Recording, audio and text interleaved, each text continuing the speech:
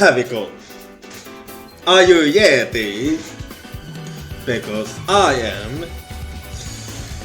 So, have you been looking forward to this? Because here we go, and I hope you have your duty. Because now it is time. So sit back and relax the steam. Because we will be having a great time. Will we win? Will we lose? Or will we use the utterly fail like always? Because we all know that I am the best, but also I am the biggest step. So I hope you're looking forward to this and have a great day. 1, 2, 3, here we go. I know you're the best and I am the best. So I hope that you are ready for this. Because we're gonna have a really great time. So enjoy your tea and make sure that you also enjoy everything that's going on, and also make sure to hit that follow button, because we will have an epic time and lots of happiness might happen, but it will also be intense and maybe some sad moments. So cry with me, laugh with me, and be happy with me, and look forward to it, because we won't be holding back time. Because you are the best, and I love you all, and I will be sending all my love to you. So here we go, it is time to have an awesome time. So here we go, and I won't be holding back hand. So make sure you enjoy this team, and I hope you enjoy, you stay here.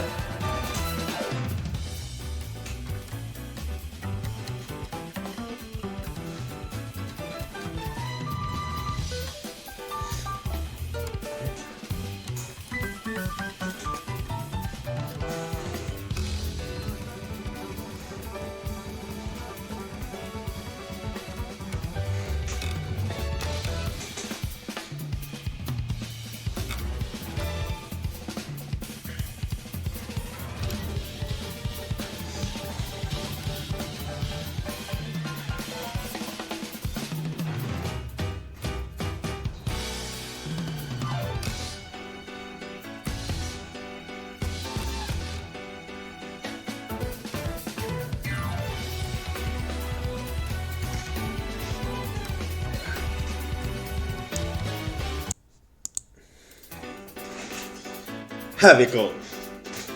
Are you ready? Because I am. So, have you been looking forward to this? Because here we go, and I hope you have your duty. Because now it is time. So sit back and relax the steam. Because we will be having a great time. Will we win? Will we lose? Or will we use the utterly fail like always? Because we all know that I am the best, but also I am the biggest step. So I hope you're looking forward to this and have a great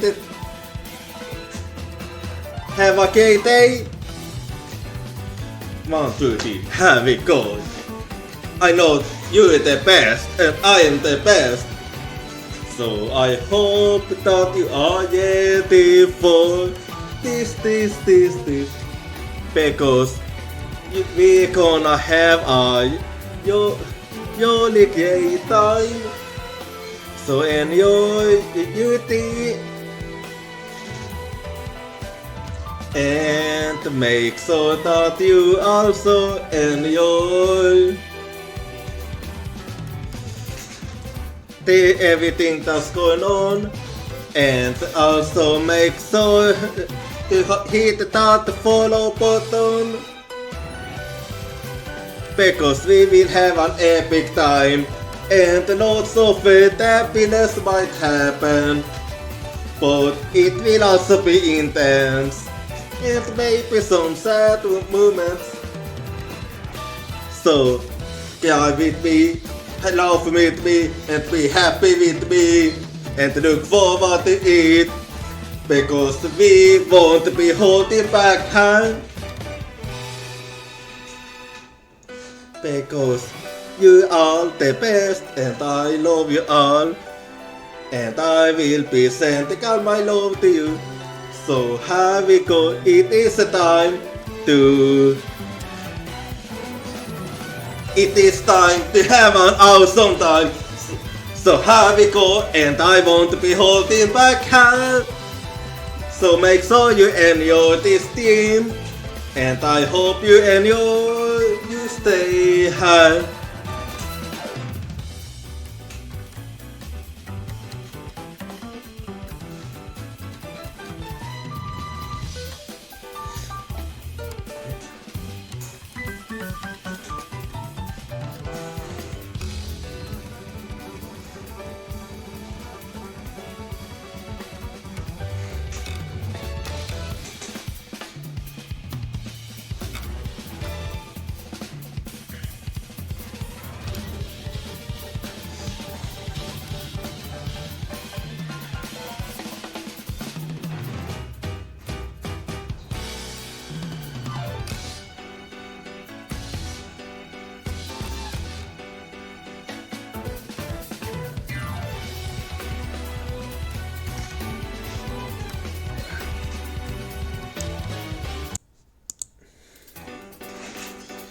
Here we go. Are you ready? Because I am. So, have you been looking forward to this? Because here we go, and I hope you have brought your tea, because now it is time. So sit back and relax the steam, because we will be having a great time. Will we win? Will we lose? Or will we use the utterly fail like always? Because we all know that I am the best, but also I am the biggest step. So I hope you're looking forward to this and have a great day. 1, 2, 3, here we go. I know you're the best and I am the best. So I hope that you are ready for this. Because we're gonna have a really great time. So enjoy your tea and make sure that you also enjoy everything that's going on, and also make sure to hit that follow button, because we will have an epic time and lots of happiness might happen, but it will also be intense, and maybe some sad moments. So, cry with me, laugh with me, and be happy with me, and look forward to it, because we won't be holding back hand. Because you are the best, and I love you all, and I will be sending all my love to you. So here we go, it is time to have an awesome time. So here we go, and I won't be holding back hand. So make sure you enjoy this team, and I hope you stay high.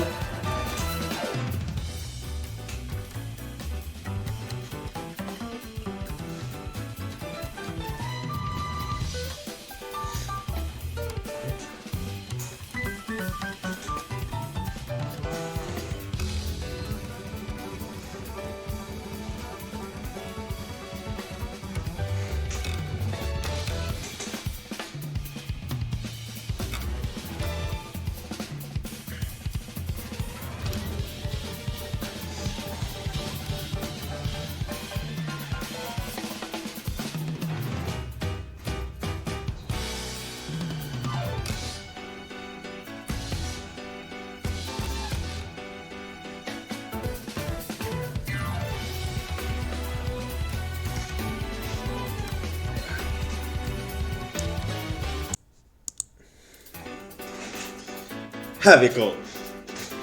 Are you ready? Because I am. So, have you been looking forward to this? Because here we go, and I hope you have your duty. Because now it is time. So sit back and relax the steam, because we will be having a great time. Will we win? Will we lose? Or will we use the utterly fail like always? Because we all know that I am the best, but also I am the biggest step. So I hope you're looking forward to this, and have a great day. 1, 2, 3, here we go. I know you're the best, and I am the best. So I hope that you are ready for this. Because we're gonna have a really great time. So enjoy the duty, and make sure that you also enjoy everything that's going on, and also make sure to hit that follow button, because we will have an epic time, and lots of happiness might happen, but it will also be intense, and maybe some sad moments.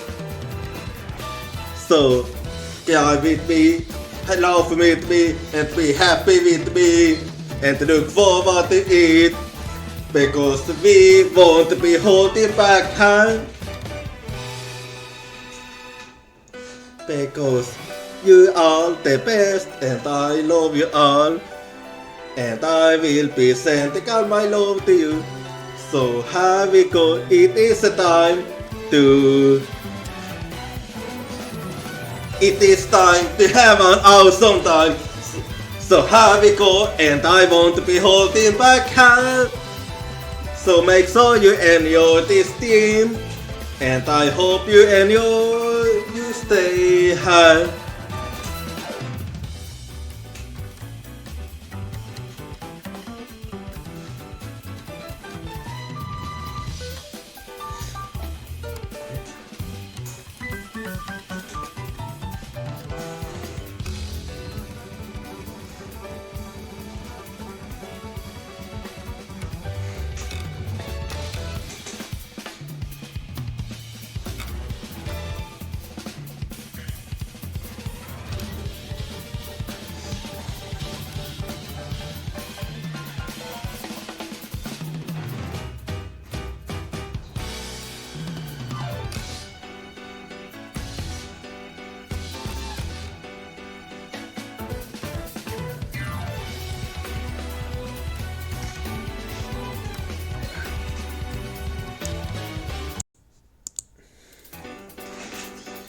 Have we go?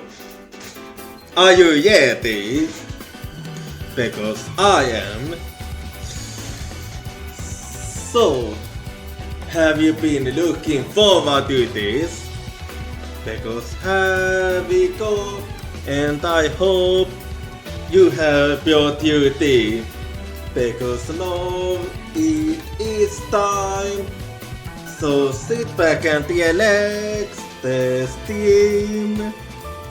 Because we will be having a great time. Will we win? Will we lose? Or will we use the utterly fail like always? Because we all know that I am the best, but also I am the biggest step.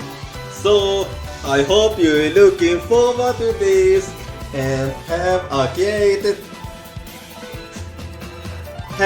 day. 1, 2, 3, have it go. I know you're the best and I am the best. So I hope that you are ready for this. Because we're gonna have a really great time. So enjoy the duty and make sure that you also enjoy everything that's going on, and also make sure to hit that follow button, because we will have an epic time and lots of happiness might happen, but it will also be intense and maybe some sad moments. So bear with me, laugh with me, and be happy with me, and look forward to it, because we won't be holding back hand. Because you are the best, and I love you all, and I will be sending all my love to you. So here we go, it is time to have an awesome time. So here we go, and I won't be holding back hand. So make sure you enjoy this team, and I hope you enjoy, you stay high.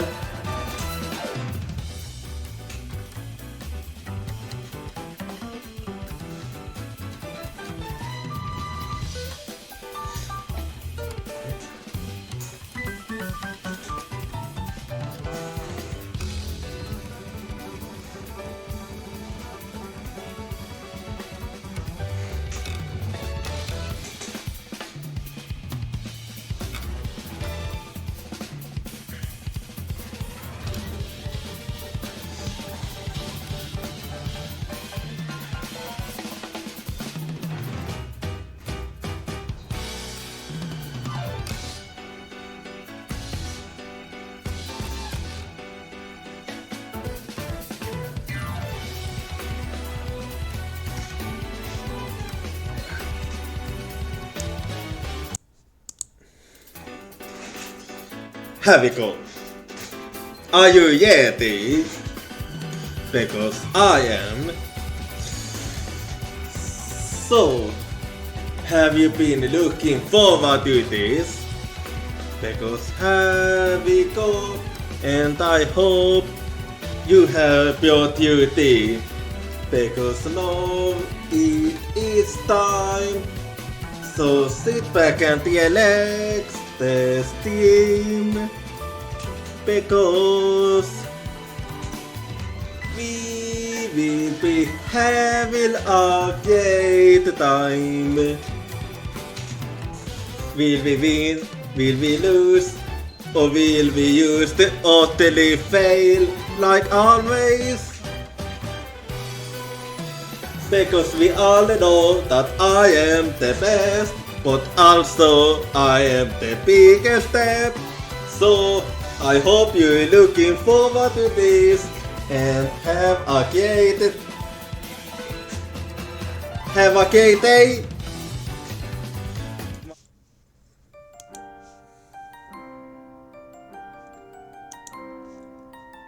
Hello, good morning, Ohio, and how's it going? And I do hope you have been having a good morning. And we're gonna be playing some Apollo Justice today. So do you have some eyes? Because Justice is solved gold. Anyway, but before we start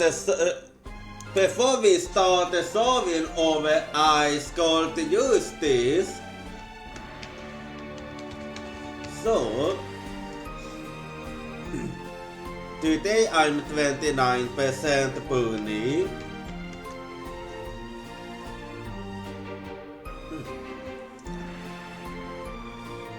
And I'm also 36% delicious.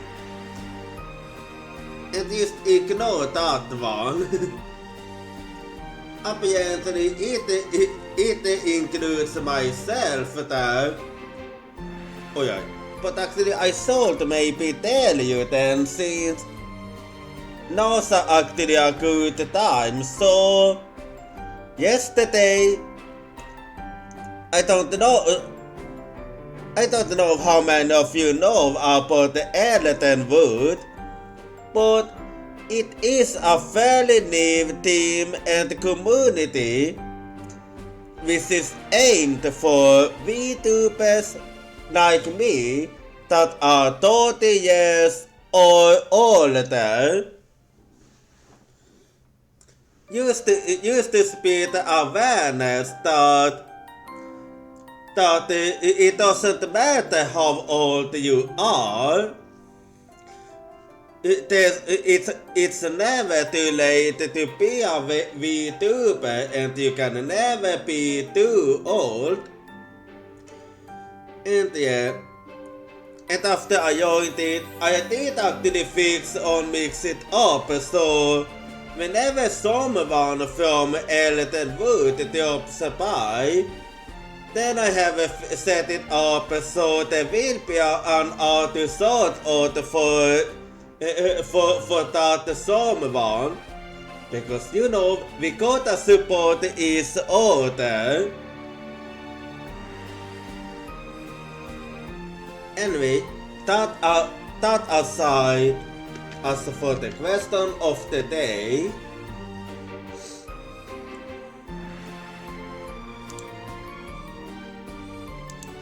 so I actually did find the question that I got today quite interesting actually. So, what's the most unique cloud you've ever seen in the sky, I should say, so you don't start giving me answers. For me,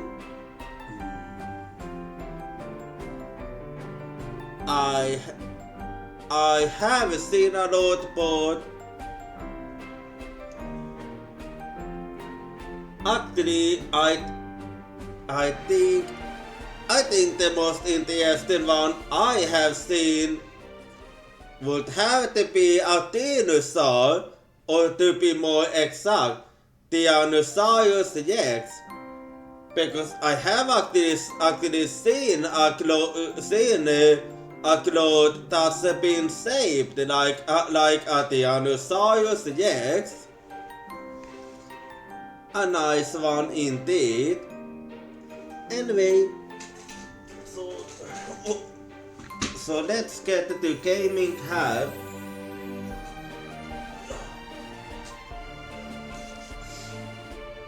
So here we go.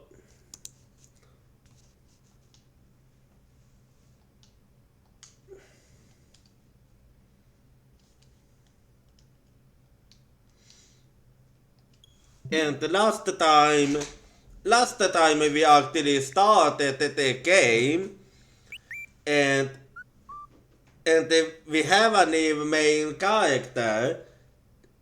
The name is, you can, if you want, so can you call him, if you want, so can you call him Apollo Justice, but you also allowed to call him I'm fine, because let me tell you, he have been saying that a fuck ton actually, like, I'm fine, I'm fine.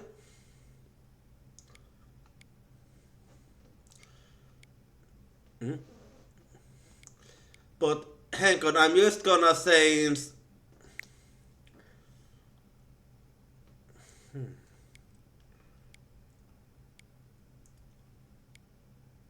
let's see what they have to offer this time here.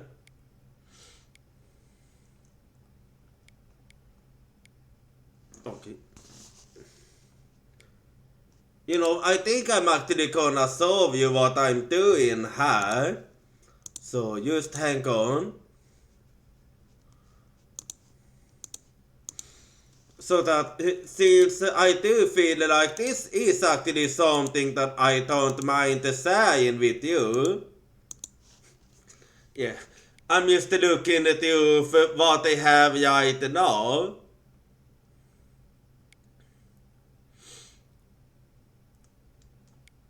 So I'm just thinking how what I feel like going for.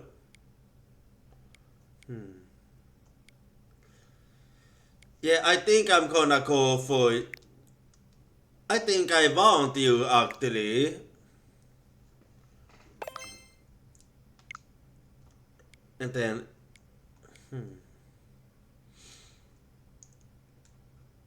well, I like the one I have at the moment here, so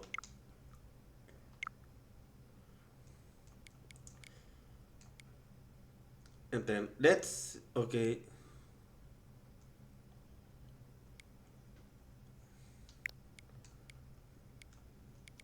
No. Now I'm just gonna be making an even one here. And as always, I go for my own.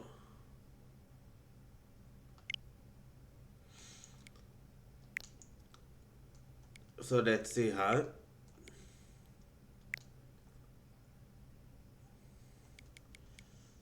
Oh wait, no. I completely forgot yeah. Never mind, I forgot I actually had the Miu here. Just that I completely forgot.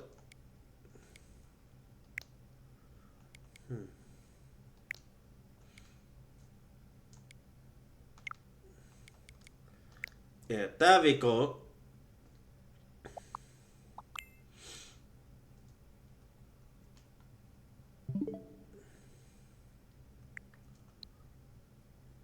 Okay, so let's get to gaming now. It's gonna take a bit of time for this one to update. Anyway, but here we go. So last time we managed to prove that Wright wasn't cheating, and that he also didn't have a motive to kill,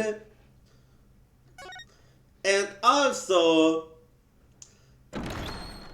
but we also learned that there wasn't 3 people in the room at the room where the murder took place.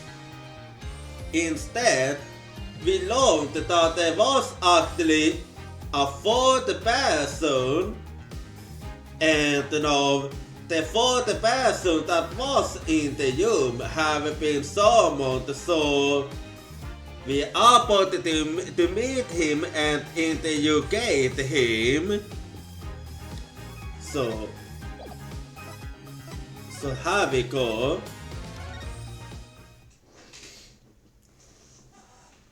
And it is time to resume the deal.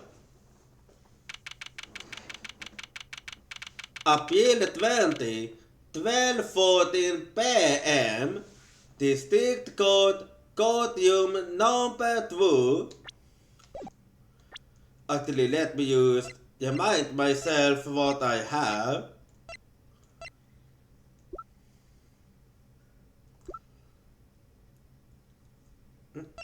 And let's see.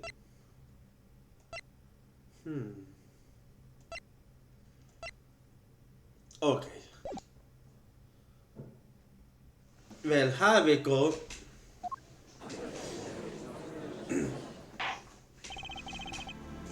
God will now convene House of Witness, Mr. Ulka Ujeli Jakovet. Yes, Your Honor. Well, since you gained consciousness, perhaps we can hold her version of the events again. Yeah, it's actually a good idea, yes. That's the thing. You see, she's quite fatigued. Well, it does make sense, but that's actually a hard one. Because we actually do have to think about some about health here. You looking a bit fatigued yourself, Mr. Payne. Well, don't mind him, he's old. Wait. Okay, maybe I should say that. Maybe I should say that to you. Okay.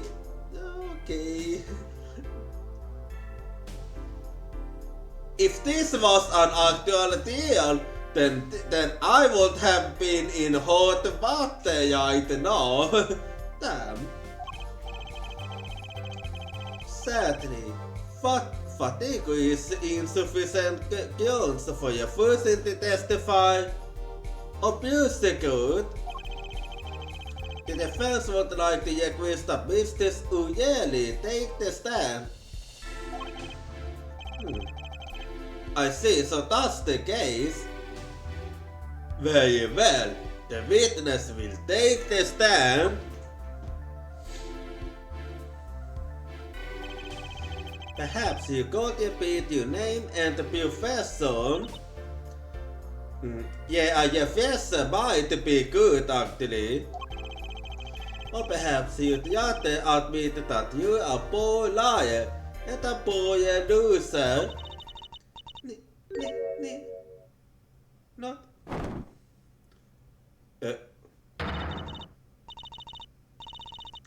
Name's Olga Ujeli. That's the dude. I'm a pure dealer.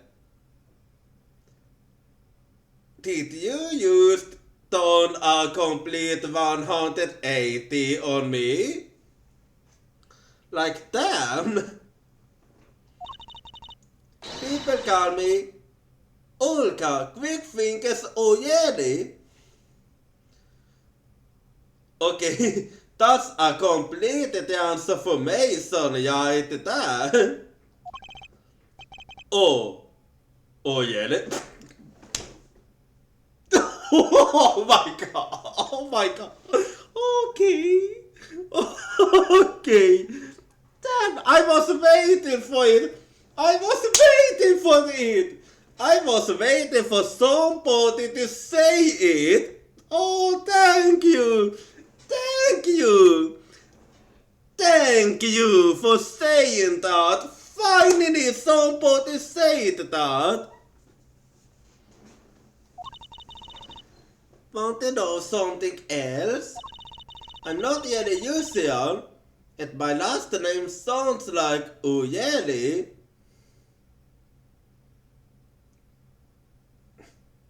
Well, that last part I figured out. That's the dude. I hope you're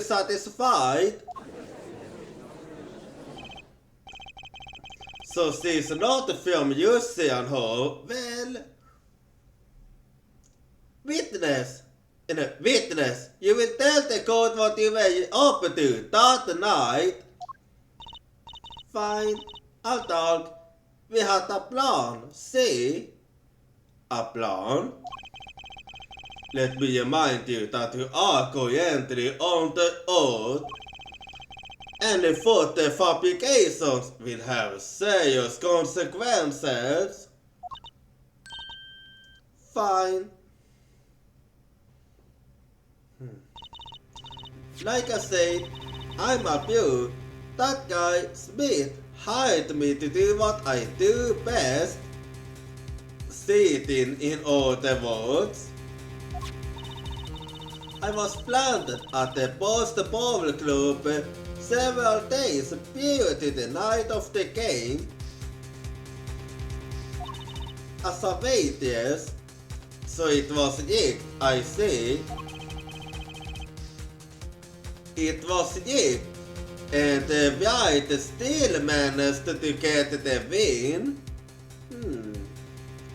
That's actually interesting. How's that even possible? So you were in cahoots with the victim? Not that he needed my help. Smith is a well-known poker player in some circles, but winning wasn't the main purpose of this game. It was about destroying a legend, the unbeatable Felix Wright. No matter the means, though. The plan was simple, elegant really. You see, we set up a trap of sorts. I was to plant a card in Wright's pocket beforehand. In his pocket. And then deal 5 aces during one of the games. When the hands were revealed, Smith would call him out and so Wright. He would then pull out the planted card and the trap would snap shut. You swapped the cards. Exposed as a cheater and losing on top of it, it would have made a great double play. Just like that, the legend would be dashed to pieces. Indeed. Getting caught red-handed at cheating would cast doubt on all his prior wins.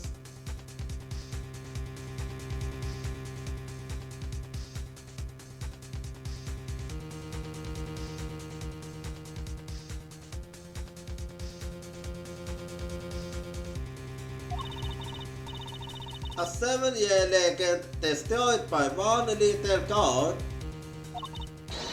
That was the plan. Yeah. But it didn't work.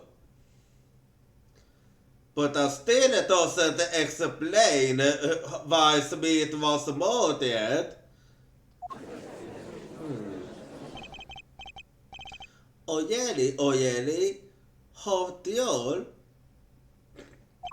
Oh, you please. But it appears you made quite the mistake. A mistake? I agree. The trap was elegant. Yet, what happened to the planted card? Yeah. We haven't heard anything about it until now. Hey, that's right. He's lucky. I'll give him that. You'd have to be to sleep free from a trap lighted by Olga Quickfingers Oyeli. Wait. I think I know what the planted card might be actually. Oyeli? The witness would be most good if she dispensed with the evil mastermind's stick. And you would be most bad, and you would be actually most better if you didn't talk about how about if somebody is good or not. Good? Who wants to be good? I'm not good. I'm bad. You heard me? Bad. Oh God. And now we're going to for this bullshit. Is this some kind of a soap opera? When you do for being bad, perhaps you go testify to the court. Tell us about this step and how it was built. Whatever was that about. The best laid depths. That night, I planted the card like I was supposed to. Well, I do have a good idea. And Wright lost the last hand, just like he was supposed to do. Then Smith sauced him. Wait, but Wright won the last hand. With no cheating involved, so that doesn't add up. But the planted card was gone. The temper failed. Well, if it is as I suspect, then that was because Smith for some reason had the planted card. The next moment, Wright picked up a bottle and swung it. It wasn't me who hit Smith. It was that no good sitting defendant.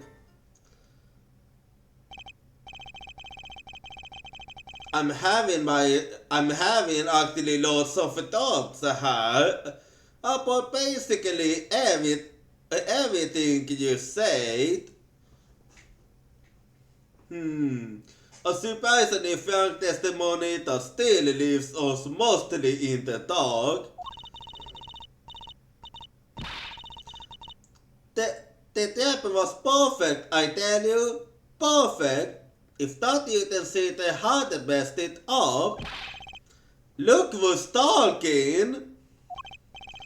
Well, the testimony, for what it's worth, is all yours, Mr. Justice. With witnesses like her, who needs criminals? Oh please. And with the defendants like Mr. Wright, who needs persecutors? Okay, so you just in that all the so you just in pain now, huh? Anyway, the best laid depths. So I'm gonna do it in the usual way. So that's right, I planted the card like I was supposed to. Ho!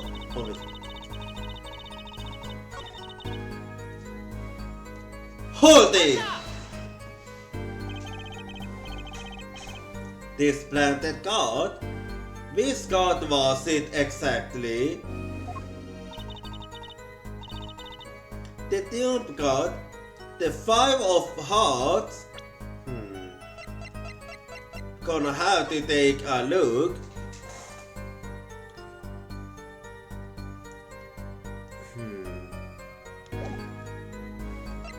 Let's see.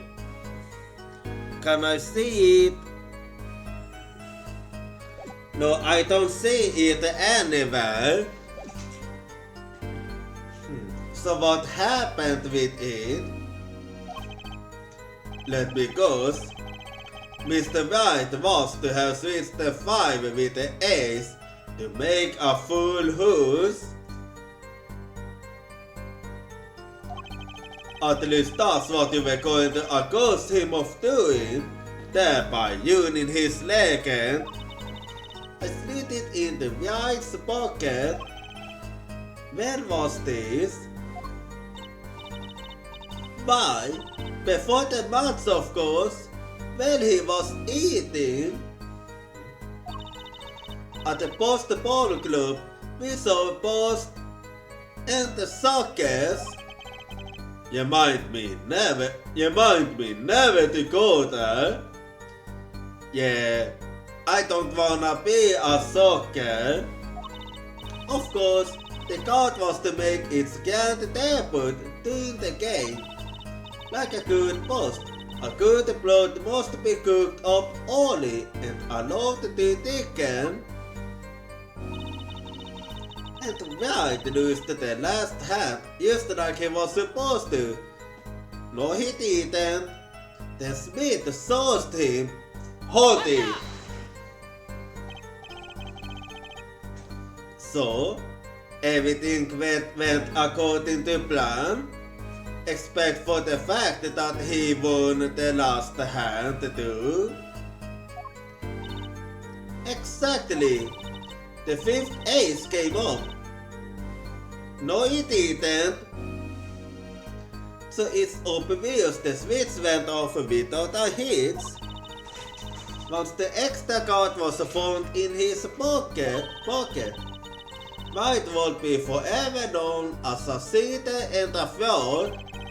There was things to be known, as I suppose. That was what happened with the sauce. Well, I have a big issue with what you used to say to that. But the planted card was gone. The trap failed. Hold it! The card disappeared. Yeah, my trump card, the 5 of hearts, gone with the address. Poof! Simple! We sourced every nook and cranny, even inside his good little hat. But the card was nowhere to be found. Is this correct? Never in my long storied career, never has quick fingers really been so yetly up. Oh really? So what did happen to that 5 of hearts?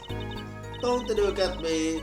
Why don't you ask that sitting lying two-faced defendant? So the 5 of hearts is still missing in action. The next moment, Wright picked up a bottle and swung it. Hold it! Wait, isn't that a little odd? What's odd?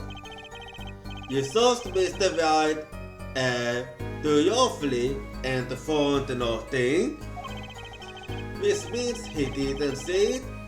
Which means he had no reason to strike the victim. Yeah, it used to seem so random. Well...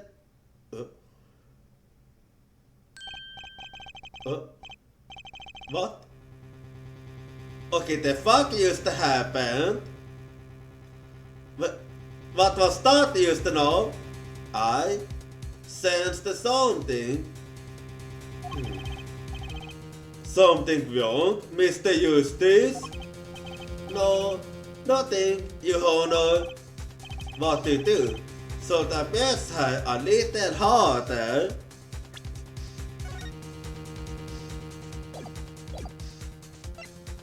Not just yet, I save it for later, but I'll remember this. Nah, I'm used to seeing things. Sorry, it's nothing. Please continue the testimony. What was that? A dizzy spell? I got a relax. It wasn't me who hit Smith.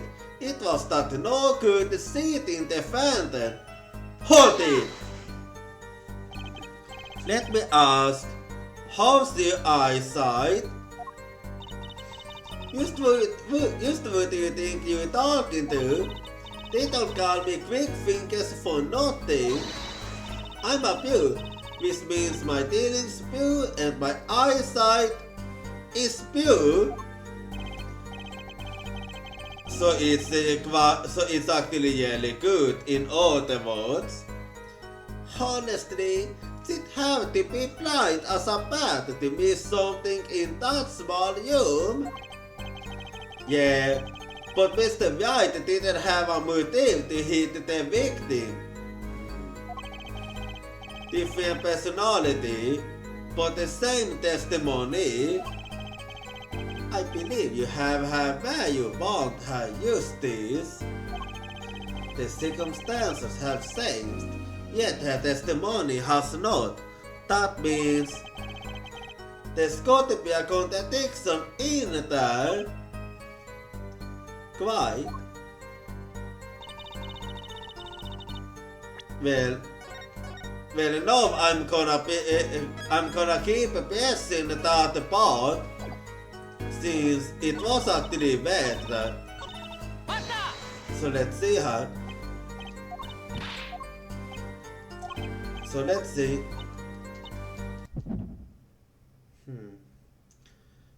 Yeah, let us see what that was about. Yeah, I'm gonna keep guessing her. Mr. Zuyeli, you're hiding something. What are you talking about? You? Me? Quick fingers?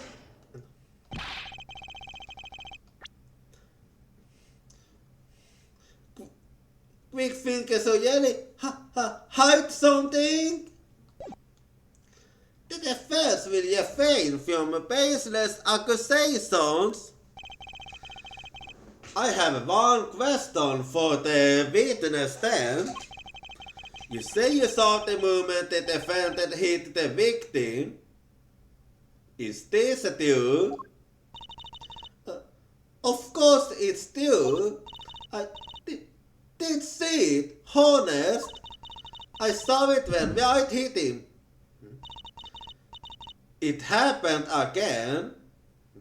With my own eyes, I saw it.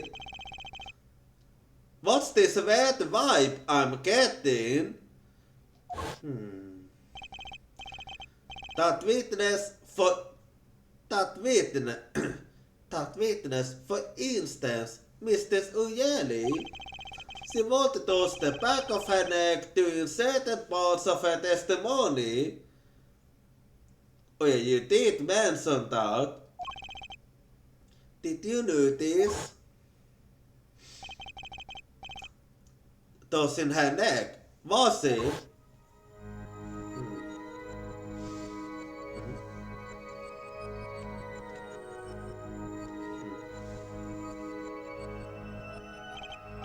Wooha! What's going on? Okay. This sensation, it's coming into focus. That twitch, it's so clear. It's like I could perceive her habit like I couldn't before. Perceive? Okay, no, that's something new. Let's see.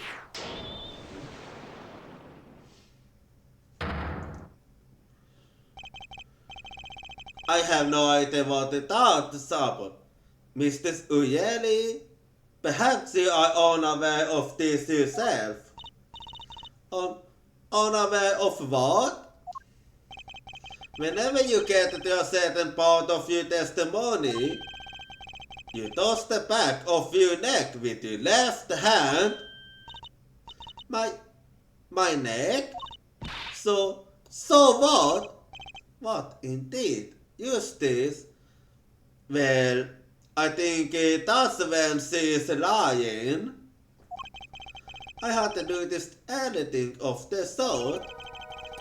When she says that part of the testimony, Since subconsciously recalling something, her body reacts to the memory and she tosses her neck. I'm sorry of it. A memory? Would someone care to explain what he's babbling about? This is highly unusual, but let's ask the defense. You claim the witness is remembering something. Maybe you have evidence of this memory to show us. Her habit is scratching her neck whenever she talks about the moment of the crime. So, what would remind her most of the moment of the crime? Mr. Suyeli, whenever you recall the crime that night, you scratch your neck. I've noticed it happens when you think about the moment of the crime. There must be some reason behind this habit of yours. I believe the weapon that left an irreversible impression on your neck is this. Yeah, I did notice it happened whenever you was talking about the bottle. Let's see if I'm right. Take that! Whenever she talks about the moment of the crime, she tosses her neck. Or to be more specific, whenever that bottle is mentioned, that's when she does it. And what reminds us more of that moment than this bottle, the modern weapon? But something doesn't fit. If you were only the witness to the crime, why would that make you toss your neck like you're in pain? What's he talking about? No! It was Mr. Smith, the victim who was hit, not you. Exactly.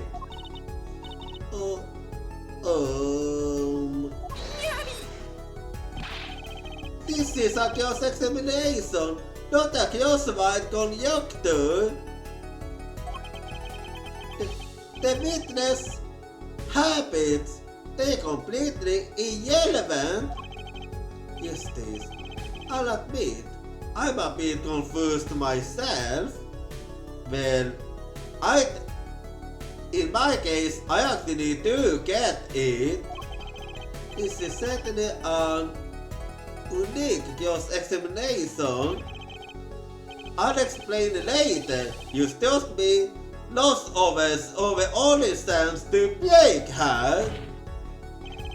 Mr. Suyeli, please testify in detail about the moment of the crime. The very moment. Yet, I am no hypnotic. Okay, now she's saying the back.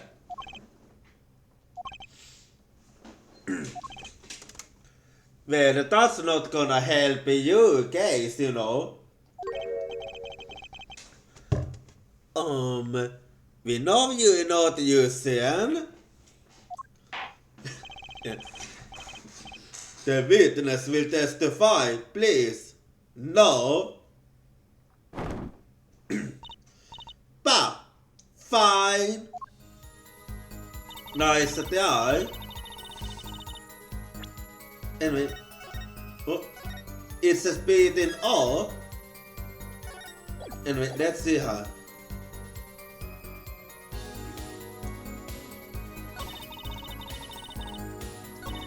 I'm gonna see what says.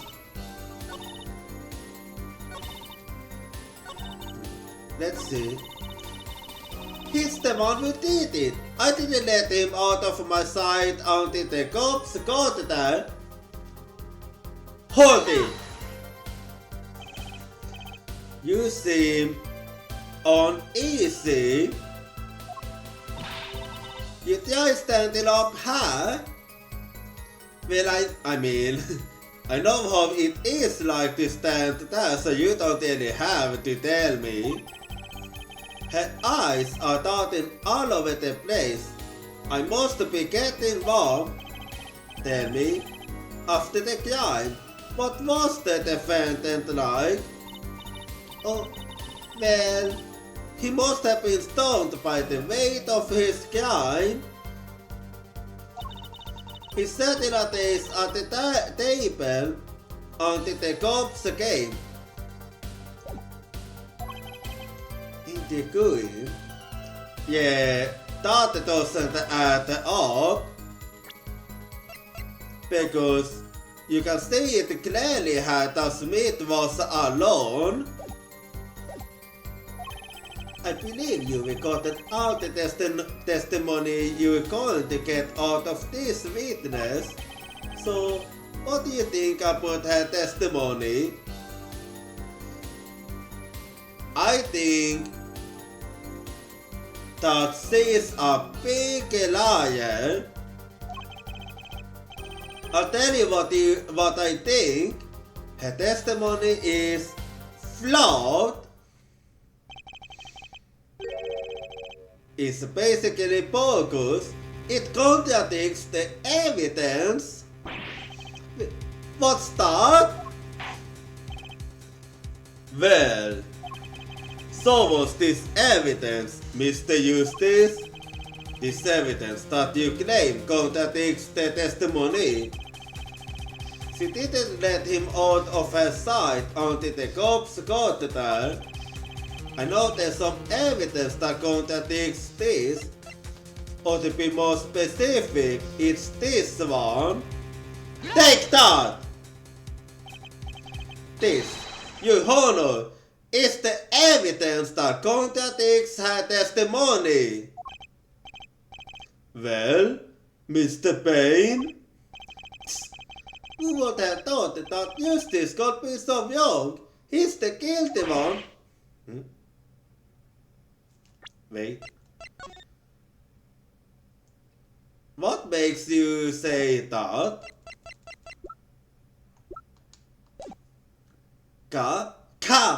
Me? Mr. Eustace, you might want to think about your food before doing that again.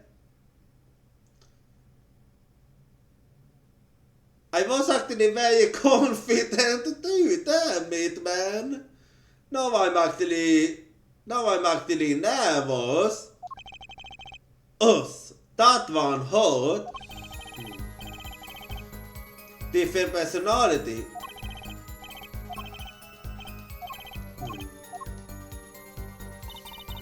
But it is a fact that it is a flaw.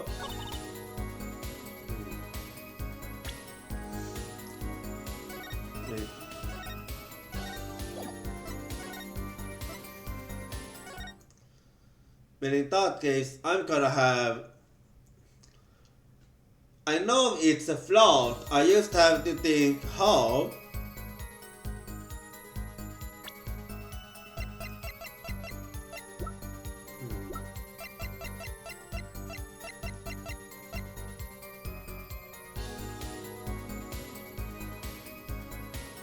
Okay. Well then it's this one actually.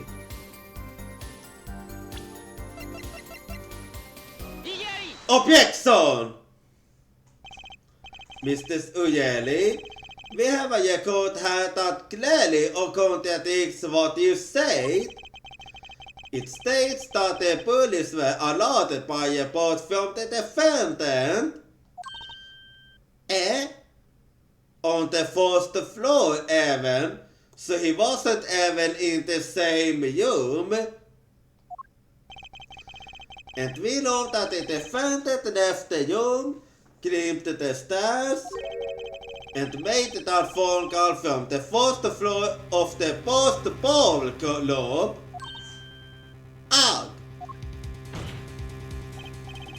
So, explain how you kept your eyes on the defendant when he wasn't there. when he left the room entirely. Egg!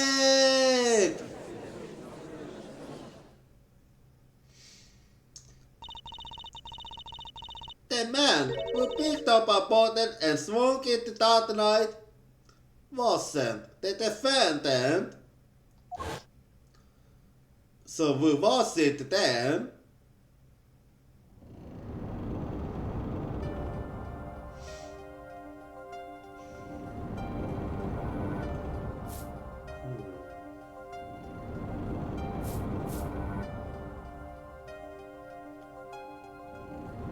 So don't die. You don't deceive. Check his pockets. No. It's gone. The god's gone. You lose. Oh!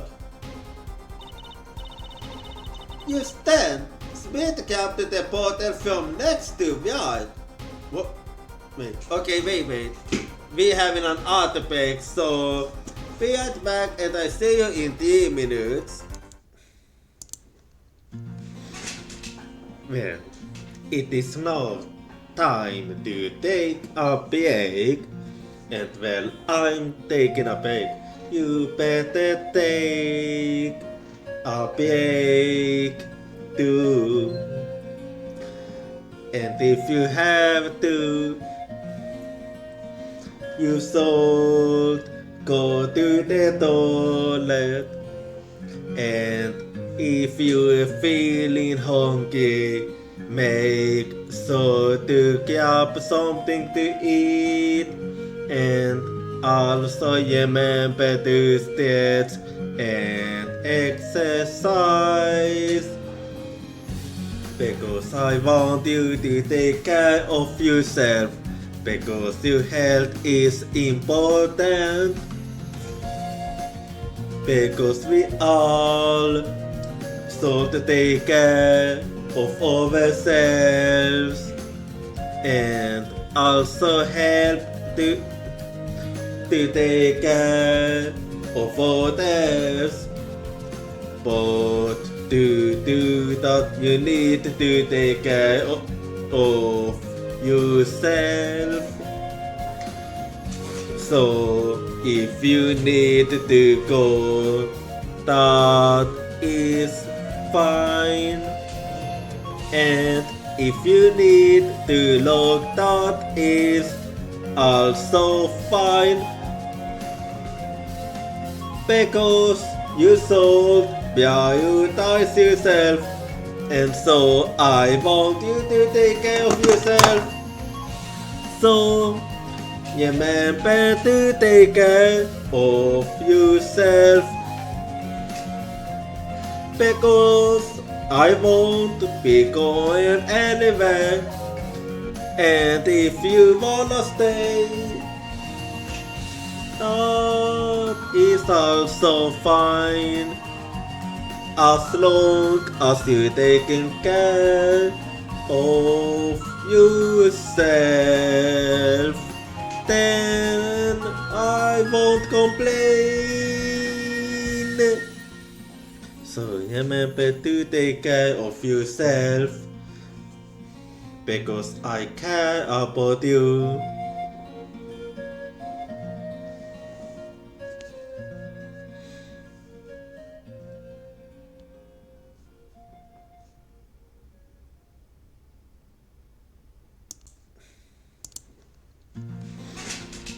Well, it is now time to take a break.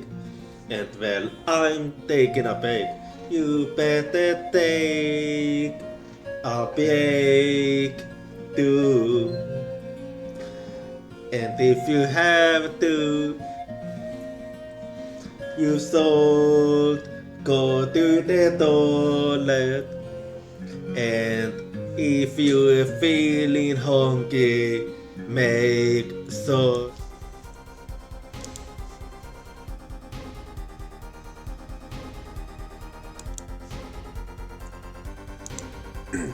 Alright, I'm back, So let's keep going. Oh, by the way, sorry if I got a bit silent. I'm eating an apple right now.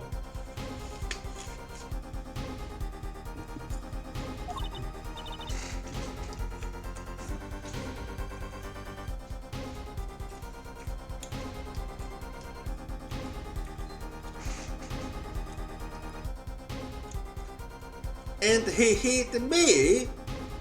Huh? Wait, excuse me, what?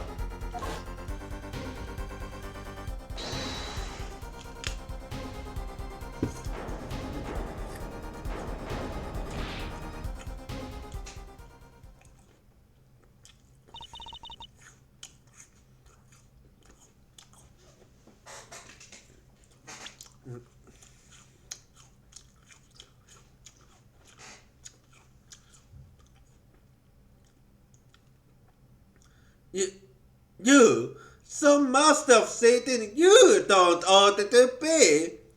Egg! Oh, so that's what happened. He was being a sore loser.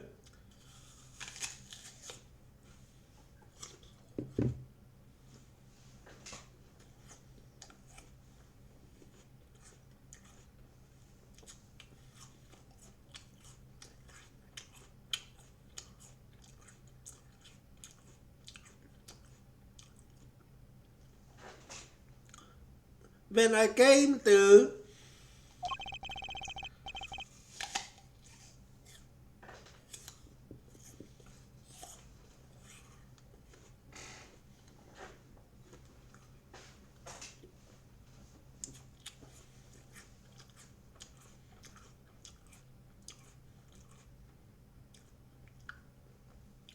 the victim was already dead. Is that it?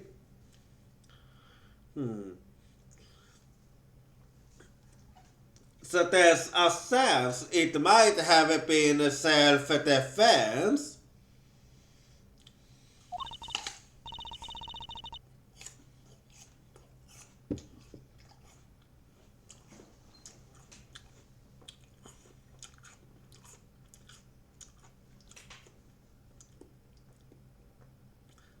That's why I got it reveal who I really was.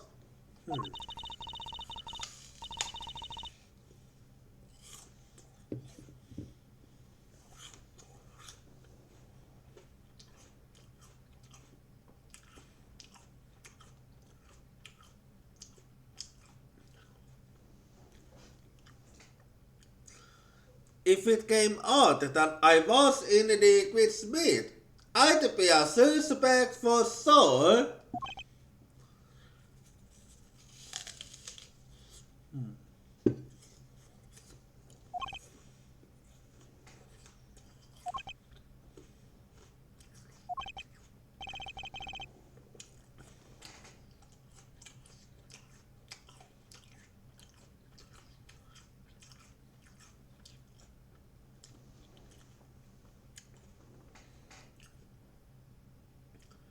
Well, where does this leave us?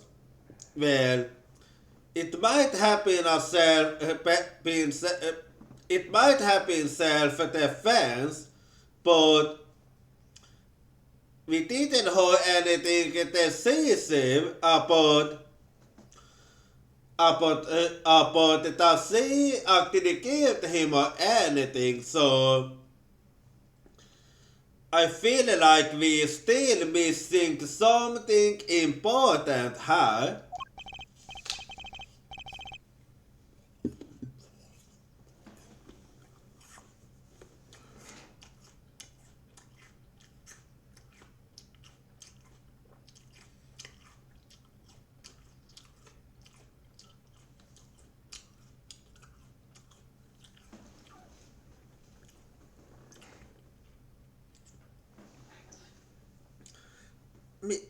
Madness! This is madness! I'm dreaming! If only it was a dream.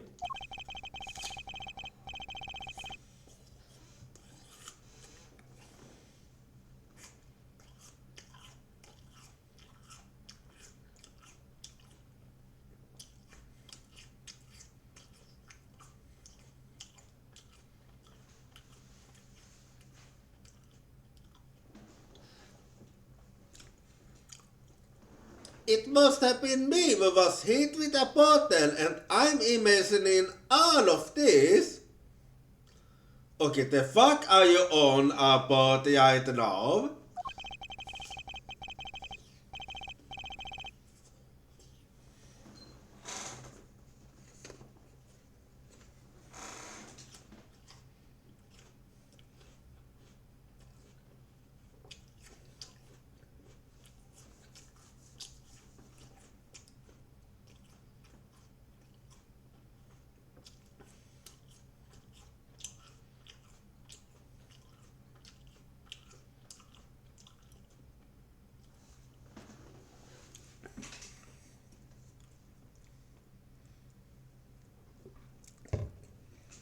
Okay, I finished eating the apple. So yeah, now we can keep going. It appears so Pure Saxon is at his wit's end. And frankly, I can't blame him. Mr. Carvin, what do you think about this turn of events? Mr. Carvin, so, why are you suddenly going silent? I believe that, as the defense in this case, we are compelled to call Mr. Uyeli a big fat liar. Sorry. What? They were in Tatium the night of the murder. The defendant, victim, and her, and she has a motive. Wait, she does? A motive? Her blood full, the witness got into an argument with her client, Mr. Smith. And the denouement of that argument was murder. But the only fingerprints we could find was Wright, so it doesn't add up here. What? I'm no killer. It's a trap. Someone's trying to frame me. Yeah, Oh? What? Heh heh heh. Okay. Why are you laughing right now, right? But dang it, perhaps we were when we practice to deceive. So dang it, we got ourselves into pieces. Mr. Wright? Such a hasty conclusion. Well, I have to agree with you about it being hasty. It's not like you, Christopher Garvin.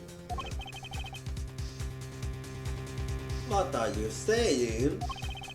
Why not consider the other possibility that there was another person in the room at the time of the murder? Yeah, I'm still suspicious of that. Yeah, like Mr. Wright was saying before, yes. A single card was wrapped into the victim's hand after the murder, and the one who swapped the card didn't know true colors of cards were being used. A fourth person? Ha! This there you again! Your fourth person doesn't exist! Are you sure? Indeed, that's why I decided to bring this case to court. Ha! Where there's no escape and no chance for deception, the perfect place to catch the Yale criminal. The Yale criminal. And we do not according to the Yale criminal's identity was kindly provided for us. And right at the beginning of the deal, no less. What? Apollo, perhaps you know what I'm talking about. Honestly, I don't. Sorry. Yeah, I'm sorry to tell you, but I don't really know what you're talking about neither. Remember what I said? The fourth person who swapped the cards made one critical error. He or she wasn't considering the color on the backs of the cards. Yeah, but how can such an obvious mistake occur?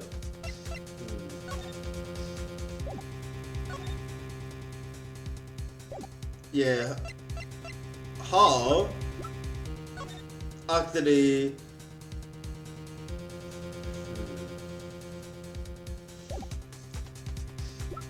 no, I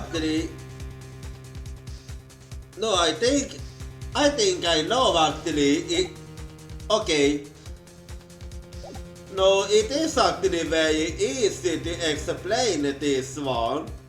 I'm not gonna do it right now. I'm gonna do it when it's a time. But I have a theory right now. Actually, never mind. You know, I changed my mind. I'm gonna tell it right now. So, as you can see here, both hands are faced up. However, what color do you wait, I'm gonna use this. So, as you can see, both hands are faced up. So you can't see what the color is on the back of the cards. However, as you can see, what color does this deck have? Blue. So if it's for somebody that only enters in the middle, they would assume that the back side of the cards on the hand would also be blue. But that's not the case. There was in fact yet. So it's actually really simple, and it's easy to understand how an other side would make that mistake. Because let's face it, if it was me, I would have also made the same mistake and picked a blue card.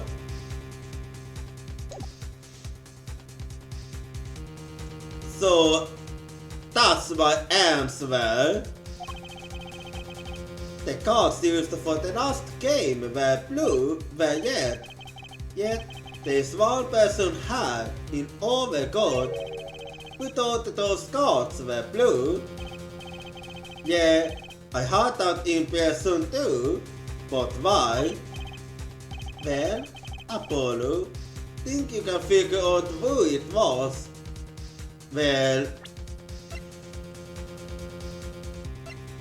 I should be able to do that if I use what I used to say as something to go by.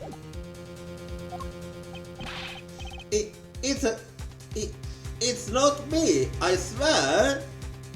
You saw, because you're very suspicious. Are you kidding? I know it's not you. Like, You're not even capable of holding a fly? Who is this fourth person? Why do I always get put on the spot like this? Apollo, if it makes you feel better, this actually happened Wright a lot too. So now we know how it is to be in his shoes. Let's hear what the defense has to say. Who was it? Who thought the cards in the final game were blue?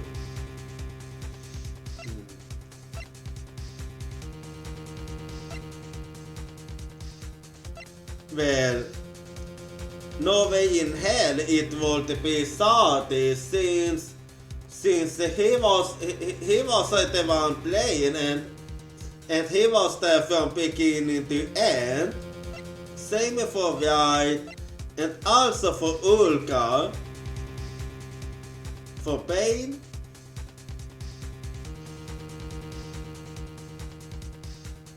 I mean, it could be him, but I think it's safe to rule him out. And that means this only leaves you. I'm sorry, you haven't been helping me, but by process of elimination, you're the only one that could have done it. Take that! As I expected, you isn't as sharp as you are. Well, not as sharp as you are, that I saw you. Kind of hard to beat that. I was right. Christoph Garvin, you were the fourth person that night. But of course, Mr. Garvin knows the color of the cards. What makes you so sure, Apollo? I mean, yeah. How would he? As you can see, the foot of the crime scene is black and white.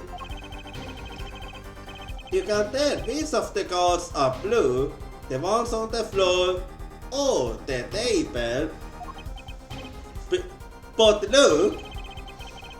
You can see the colors in this photo. And that's where the mistake was made. Yes, but when he said the cards were blue, it was well before this evidence came to light. Indeed, it is true that the defendant was engaged in a game of poker with the victim, yet it was only that, a game in the poorest sense, a competition, Your Honor. A competition? Yes, a test of wits, a silent class of passions. Only the cards, the backs written in blue flame, know its final outcome. Yeah, why did he know that ahead of time? Well, Christoph, Mr. Carvin? Yeah, why are you being silent? It's not helping you, guys. Mr. Carvin? Is something the matter? No, nothing. Excuse me. It was used so sudden. Right. You aren't seriously accosting me, are you? Oh, Christoph? You know even I'd never take a joke this far. Yeah, it's true. This has gone beyond ridiculous, beyond the dome. This is insanity. The defendant accusing his own defense attorney of murder. No pain.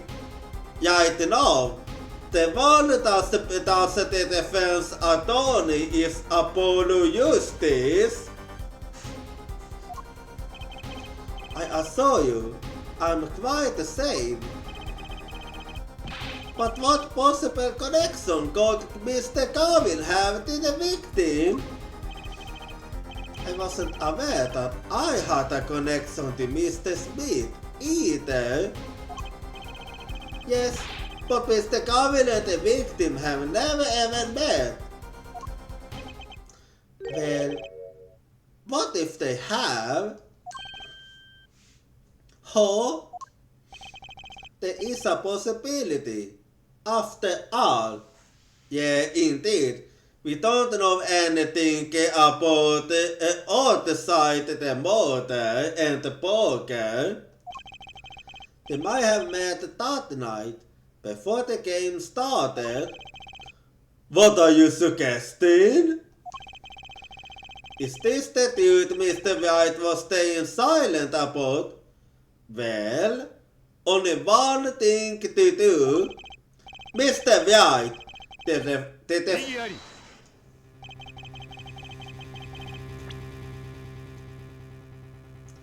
defense would like to request that you testified in court.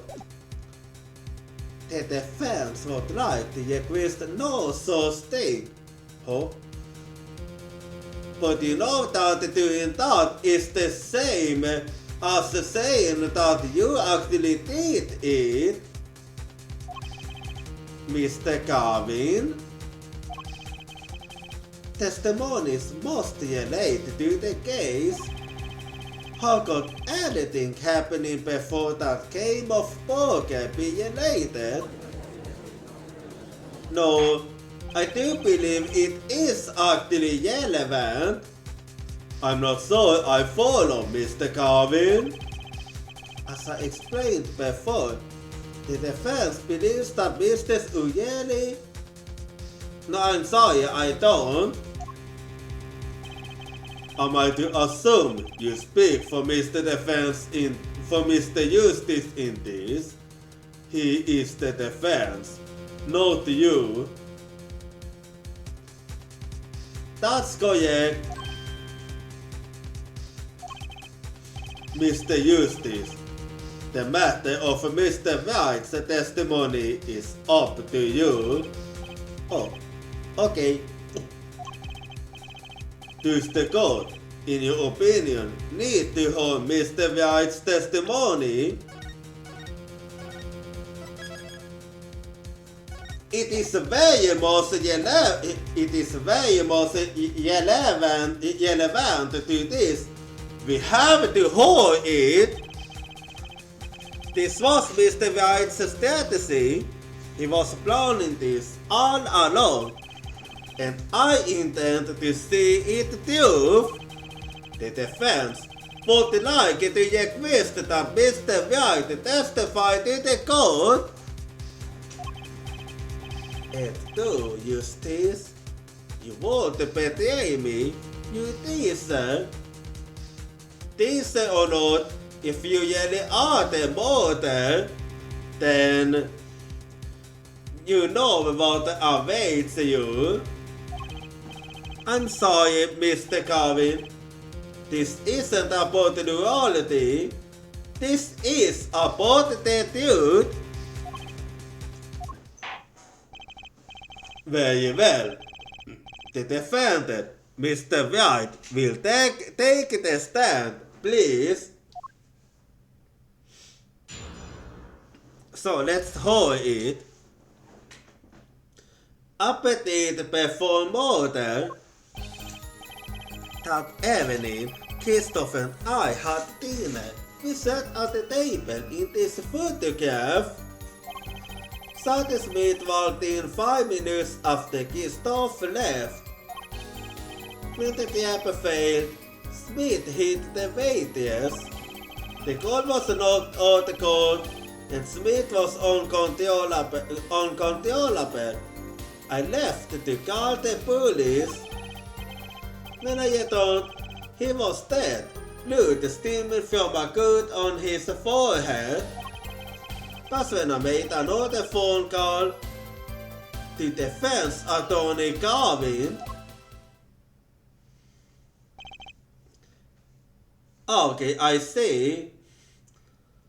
Mr. Garvin, you were at the Post Ball Club the night of the murder? I dined with him yet frequently. And he talked to the defendant on the phone directly after the murder? Quite against my will, I had become involved in a murder. I thought I might be in need of a lawyer, so I called him. You were planning this all along, weren't you, Wright? Just because you wanted to drag me into your little murder trial. The only thing I want is the truth, as I did back then. And now, I thought my office was doing you a favor when we took on your defense. It appears that I was wrong. Very well. The defense might cross-examine the witness. Justice. So, he's lying, and you're going to expose him? I don't know. From how defensive you have certainly gotten, I'm actually thinking he's telling the truth. And you're hiding something. Oh, understood, sir. Mr. Garvin versus Mr. Wright. This can't end well, and I'm not really looking forward to finding out who would win a wrestling match between Garvin and Wright. Why can't I have a normal trial? Well, welcome to Ace Attorney. Appetite before murder. Let me use save quickly here. There we go. But that evening, Christopher and I had dinner. We sat at the table in this photograph. Hold it! You had dinner with Mr. Garvin? Yes, he dines with me at the Post Ball Club quite frequently. We were enjoying a usual dinner at our usual spot. As usual. Usual? I always eat at the table closest to the piano. I see. When Mr. Smith was sitting. So, the plates and sauce on the table were from your dinner? Indeed, the remnants of my meal with Christoph. We dined for 2 hours, then Christoph left. After that, Sadie Smith walked in 5 minutes after Christoph left. Hold it! 5 minutes? So, the 2 of them could have passed in that restaurant during that time. That would have been a fateful encounter, to be sure. Heh. Oh, Mr. Wright, what was it you said? Christoph Garvin and the salty Smith might have met. I believe I did say that. Hey, I was all nervous about this meeting. Inte de vi hörde just det past inte hall? That do seem a little bit as a pretense for murder. Yeah. Well, you never know. But that 5 minutes might actually be enough too, depending on the circumstances. Oh, it won't be. If that were all that really happened. Oh, it won't be. If that were all that really happened. Come on, Mr. Wright. What are you hiding this time?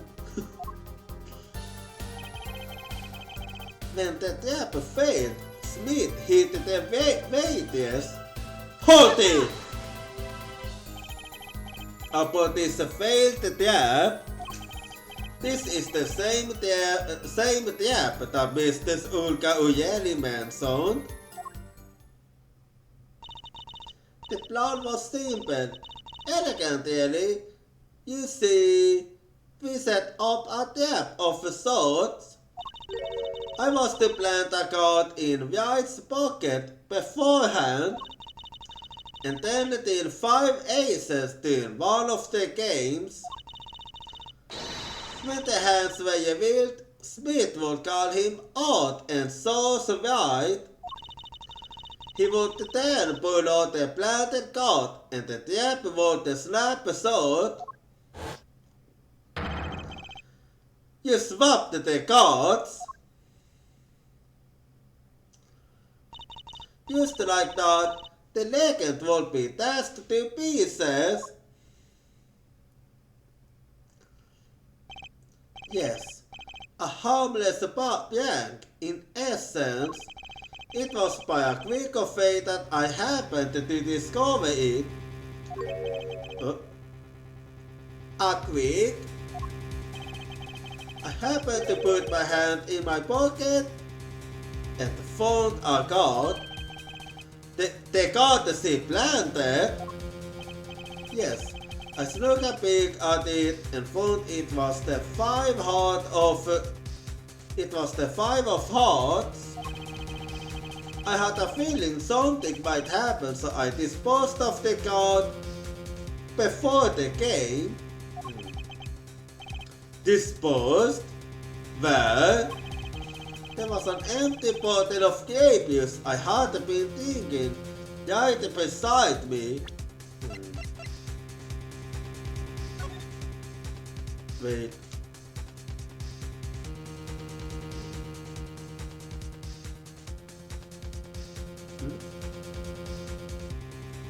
Really?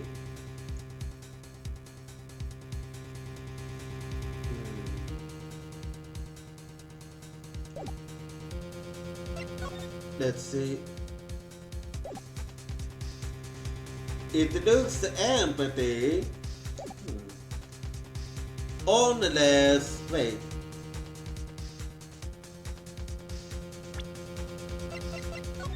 But then again, this one makes for...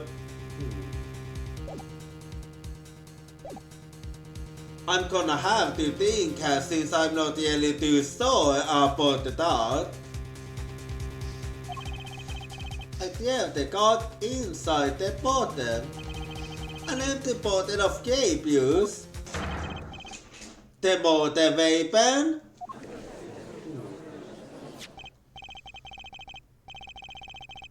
Yes, I used it up and shoved it in. The colored glass makes it hard to see.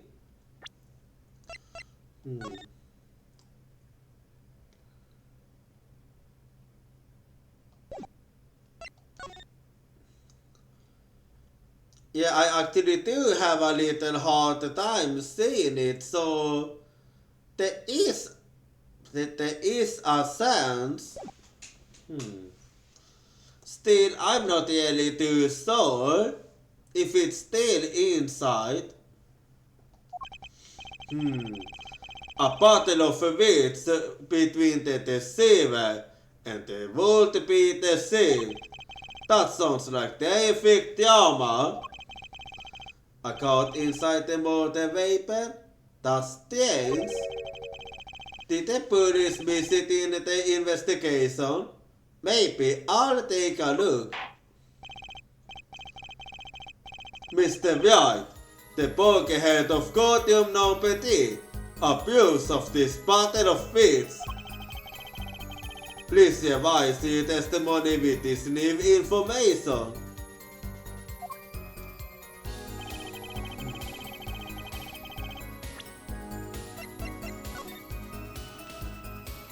Well,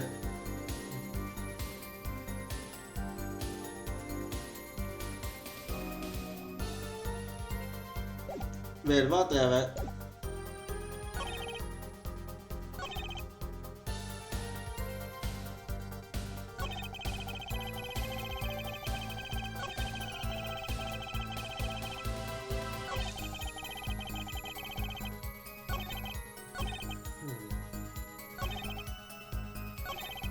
Let's see.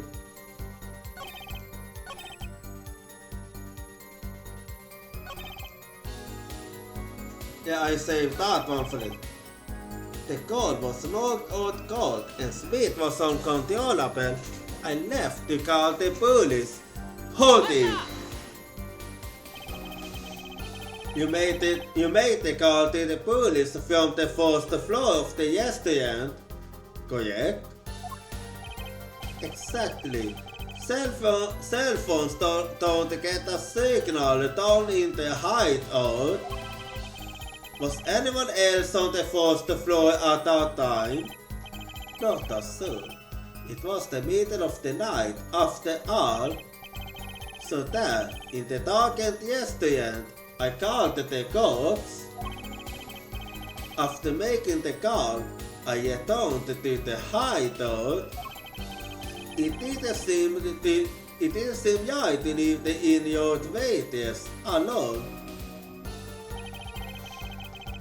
When I returned, he was dead, blood steaming from a cut on his forehead. Hold it! And when you returned, the victim was already dead. Yes, I'll admit, I was a little startled when I walked in. A little? He was bleeding from his forehead after all. I guess I'd be startled too if I walked in on the scene like that. Yeah, kinda hard not to. That's when I made another phone call to defense attorney Garvin.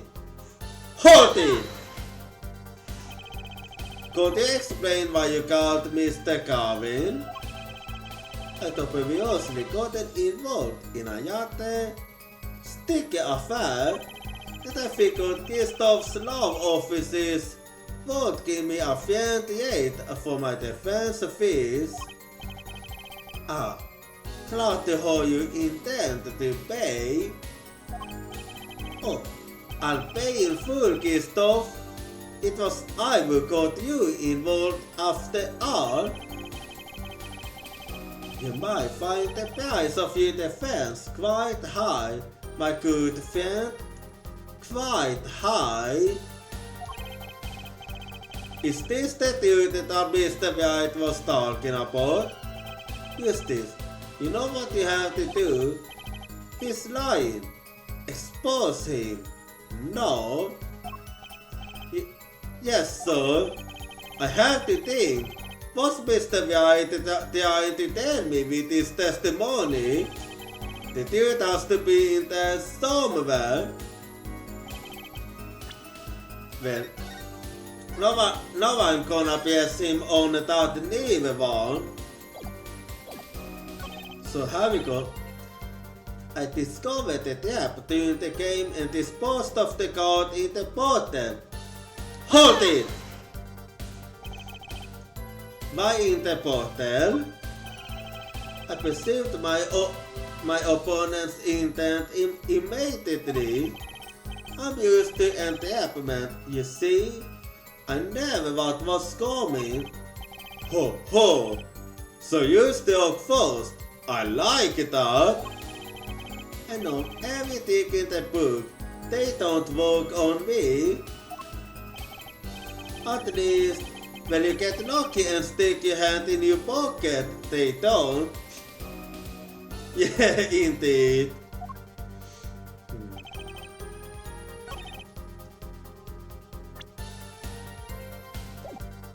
Well, let's see then.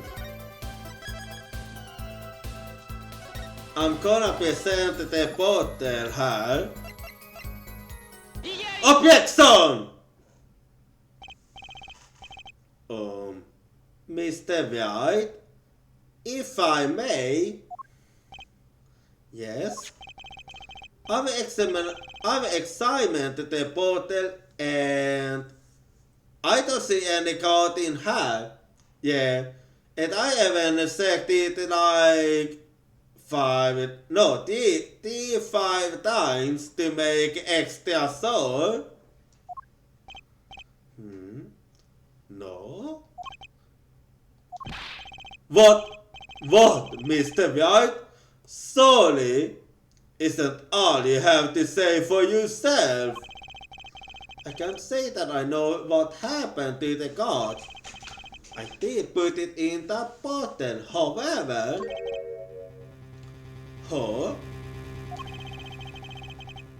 Perhaps a fifth person came and took it out. Oh, and the sixth person called for help. Mr. Garvin, Mr. Wright is your client. I apologize, Your Honor. I won't have you disapprobation of investigation either. We looked inside that bottle. There was nothing. So what's going on? Is Mr. Wright hoodwinking us again? Or did the card used disappear? Well, it is a fact that the planted card wasn't to be found. In any case, please continue the cross-examination. I'm afraid decisive contradictions call for decisive evidence. Oh. Push him harder, Eustace. Break him. It's just you and the witness in the ink. Call for the goal. Why do I get the feeling we're not on our client's side anymore?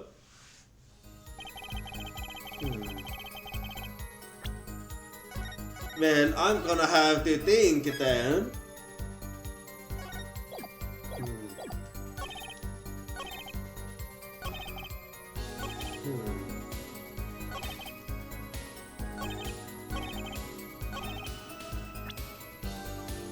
Well, I need something decisive in that case.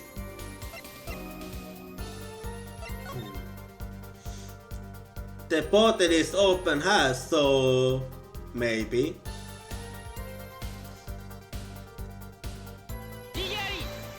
Okay, no. Okay, the music didn't stop, so I did have a feeling it was wrong, but I had to try. This evidence clearly reveals a contradiction in that statement, Your Honor. How exactly are the evidence and the statement used now related? They aren't. Are they? Not at all, Mr. Eustace. Please think the facts over before making accusations. I don't think that won't be any points with the youths.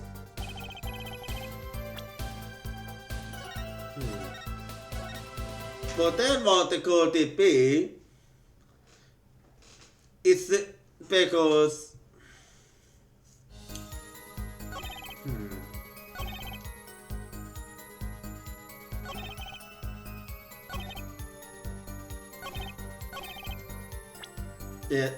That one's actually the only one I can think of.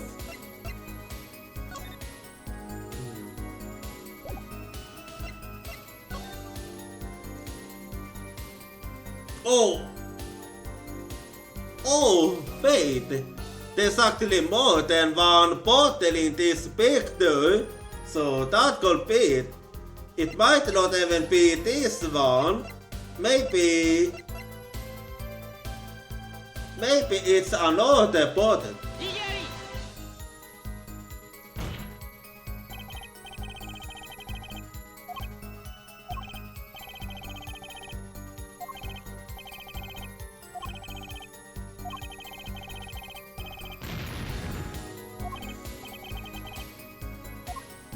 Okay, it wasn't it.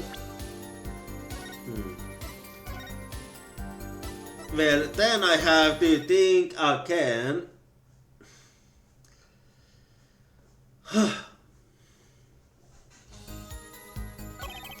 I got a hard one here yet again.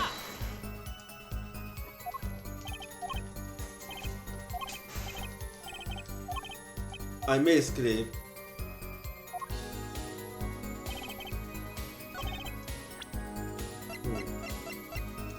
What then?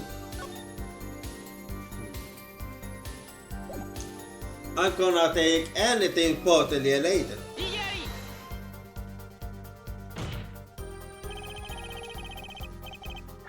Okay, that one was wrong too.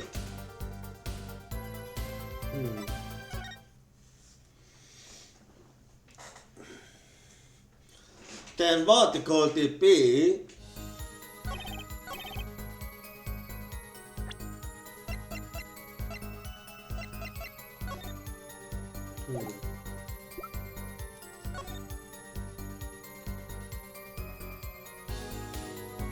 Maybe.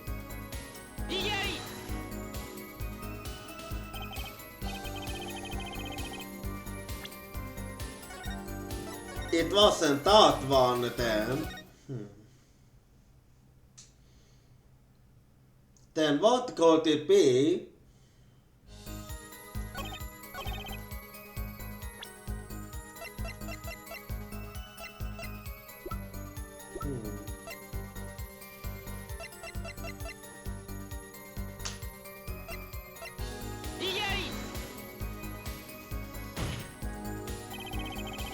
Right now I'm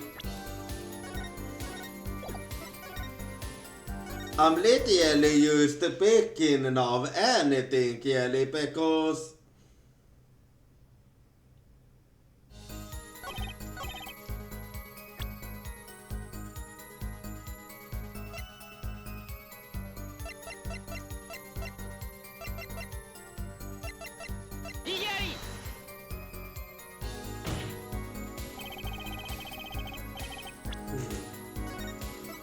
then what could it be?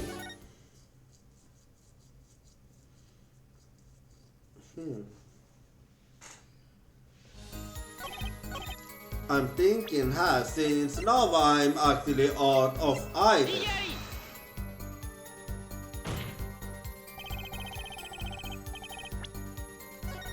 Okay, wasn't that one needed? Let's see then how.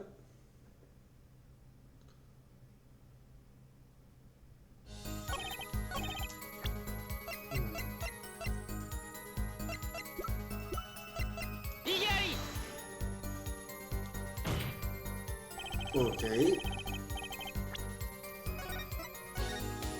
Then what could it be?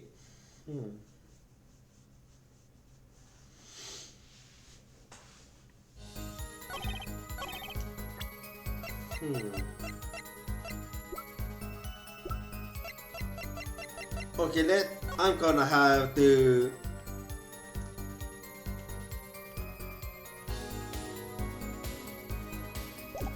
Okay, I'm gonna have to examine everything.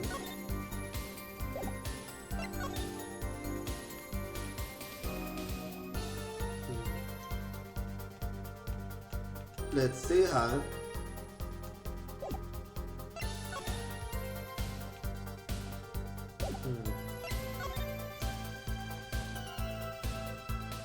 What could it be then?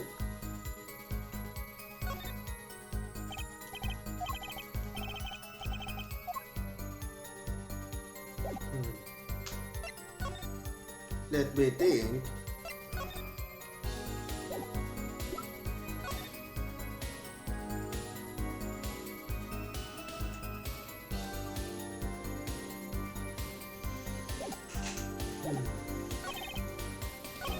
Gonna have to think hard.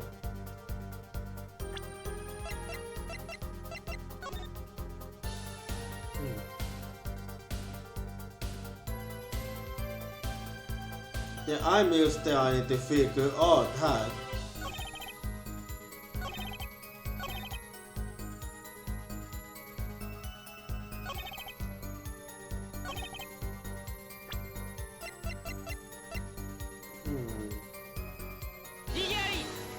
I'm not really do so.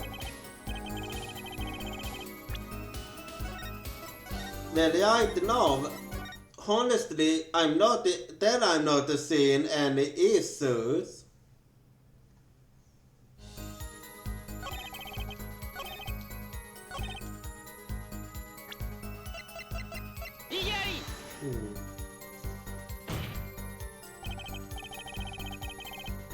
What could it be then? Okay, I'm gonna have to guess again at everything.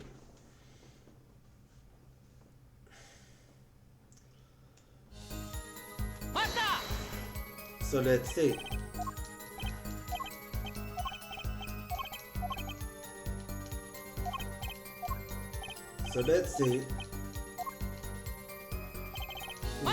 What can it be then?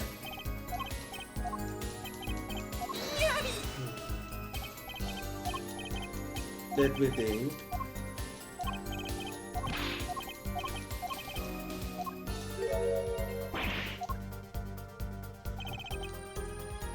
Yeah, trying to figure out how.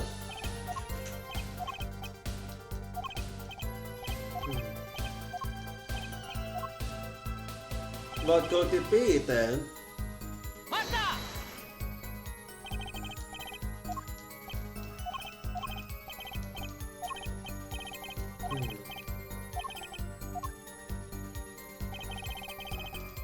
Well, I can't figure out how.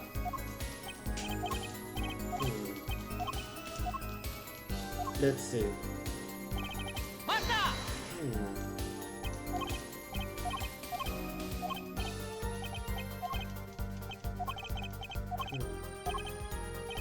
When I'm trying to figure out,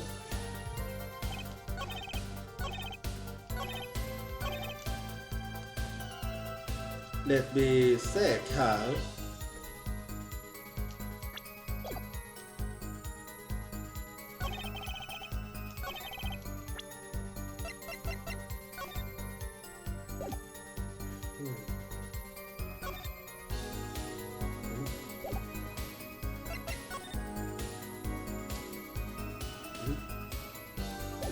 There's something weird here. I don't really see any blood.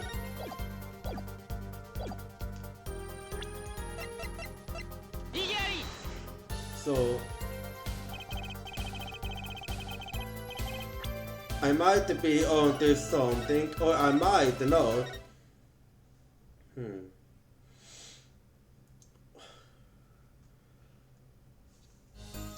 Yeah, I actually don't know. Objection! And I know what the problem here is. The problem is he was wearing a hat, so you couldn't have seen blood. Mr. Wright, if I may. Yes. Take a look at this photograph of the crime scene. See the victim here? He's wearing a hat. I want to think you could see blood on his forehead. Good point. Okay, we haven't yet another artifact, so be right back and see you in 3 minutes. Well, it is now time to take a break. And well, I'm taking a break. You better take a break too. And if you have to, you should go to the toilet. And if you're feeling hungry, make sure to grab something to eat. And also remember to stretch and exercise. Because I want you to take care of yourself. Because your health is important. Because we all should take care of ourselves and also help to take care of others. But to do that, you need to take care of yourself. So if you need to go, that is fine. And if you need to look, that is also fine. Because you should prioritize yourself. And so I want you to take care of yourself. So remember to take care of yourself. Because I won't be going anywhere. And if you wanna stay, that is also fine. As long as you're taking care of yourself, then I won't complain. So remember to take care of yourself. Because I care about you.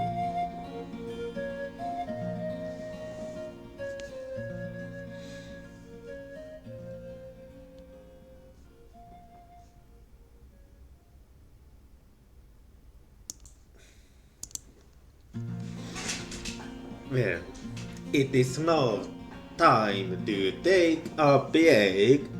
And well, I'm taking a break. You better take a break too. And if you have to, you should go to the toilet. And if you're feeling hungry, make sure to grab something to eat. And also remember to stretch and exercise.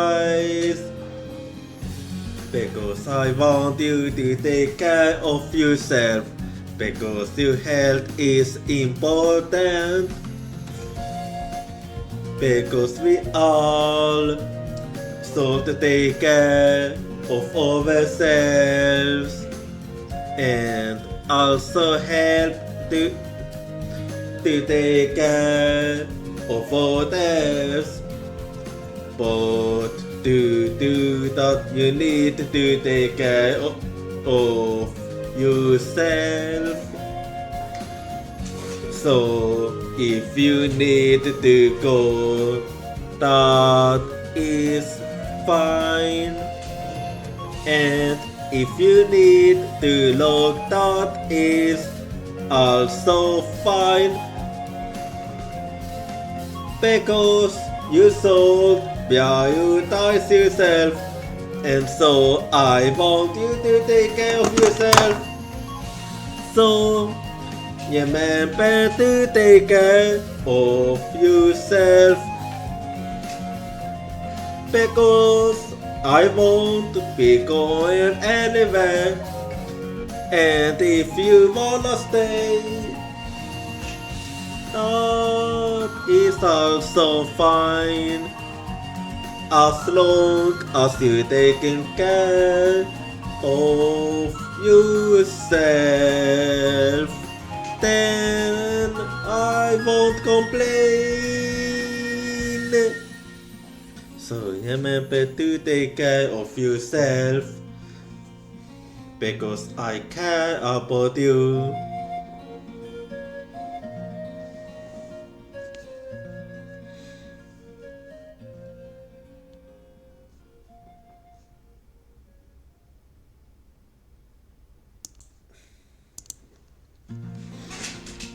Well, it is now time to take a break and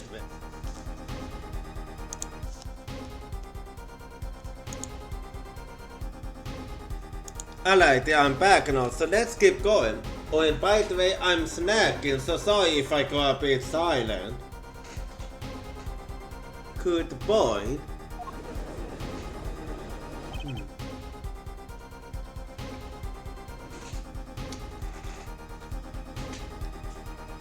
Use this.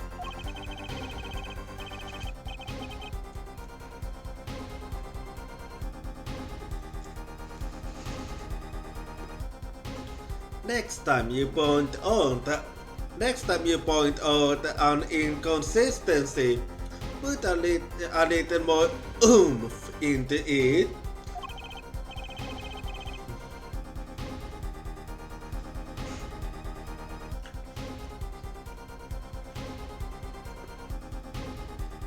Mr. Wright, can you explain this to the court?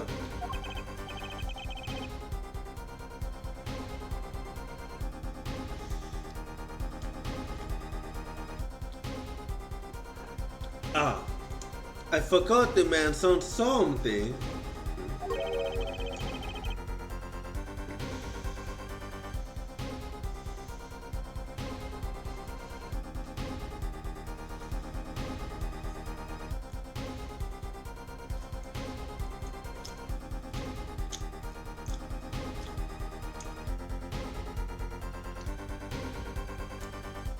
I was the one who put that hat on his head. It's easy to lie about that.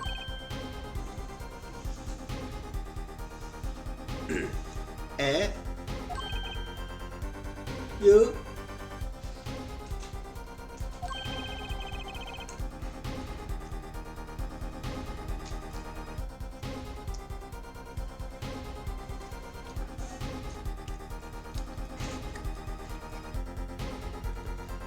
You put the hat on the dead man's head. He wore it to over entire poker game.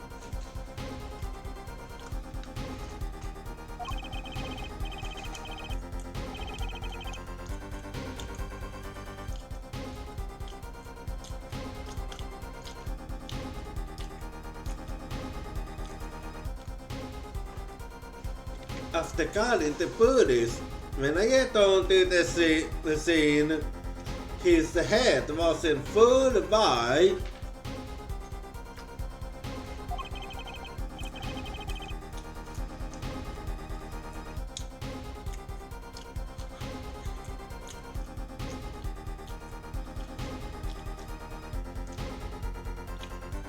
Silent bright, just like in this photograph.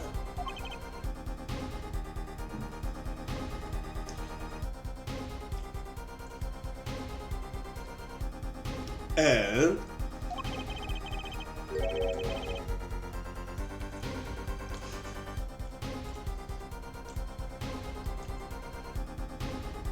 I picked his hat up off the floor and put it on his head.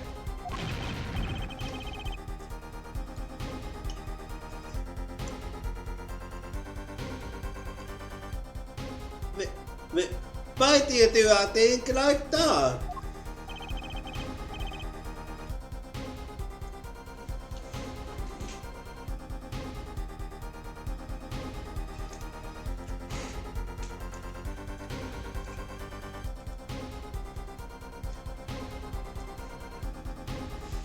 All I can say is, I'm sorry.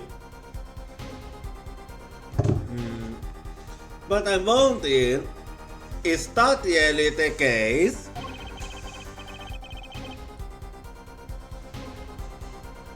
But that's the only thing I noticed at the crime scene.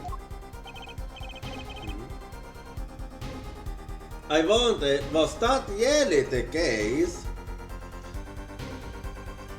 So, Mr. Uyeli didn't see it. It being the victim's his head.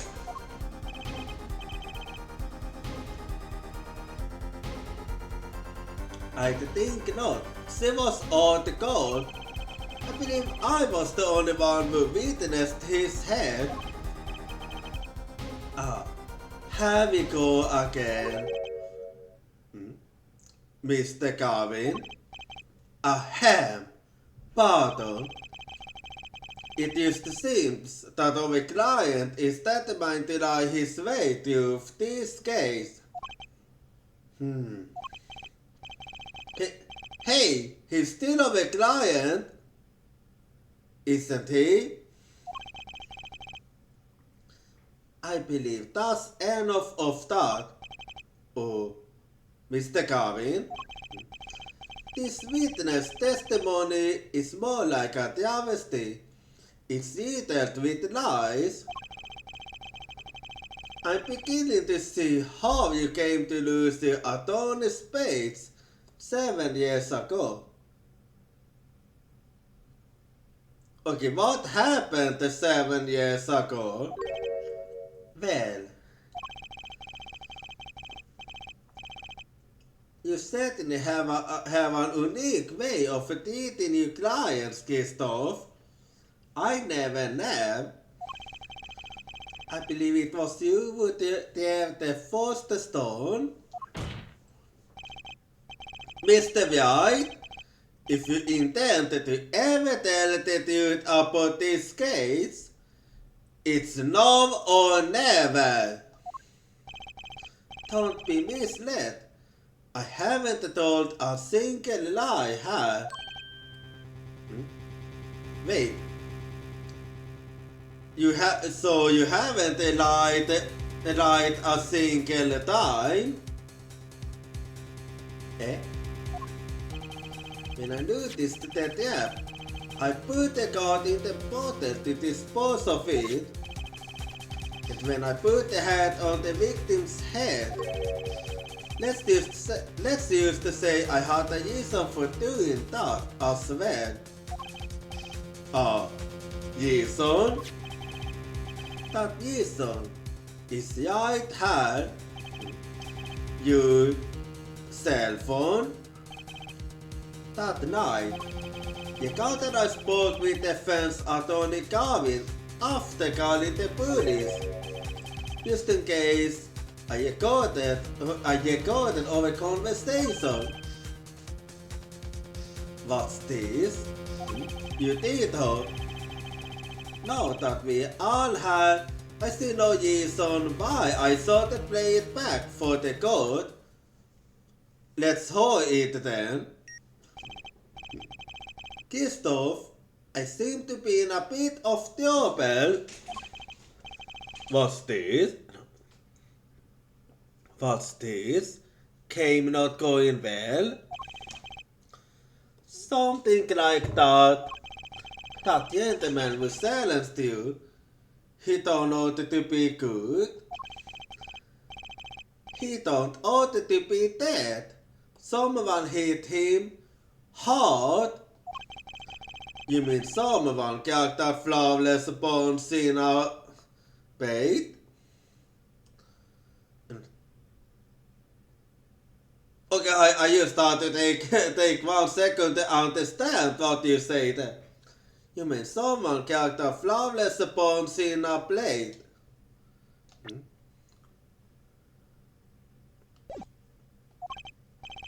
It wasn't you, was it? Me? Please, the cops should be here any minute. I'm in your hands, so they come to that. Bones in a plate. A kind of a porcelain, very smooth and shiny, and not plate but paid. I believe he was referring to a certain gentleman's balding forehead, but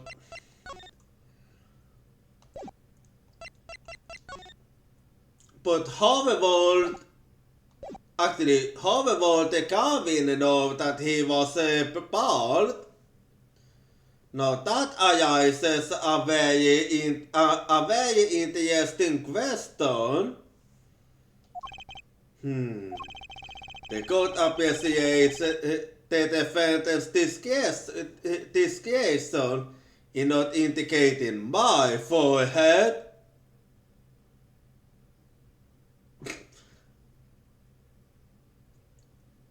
But you did it yourself now. Wait a second. Something's not right about that phone call. So, after Mr. Kevin ate dinner with you, he left the post bowl cloth. Most certainly. Then how did he know? When did he see these bones in a bed?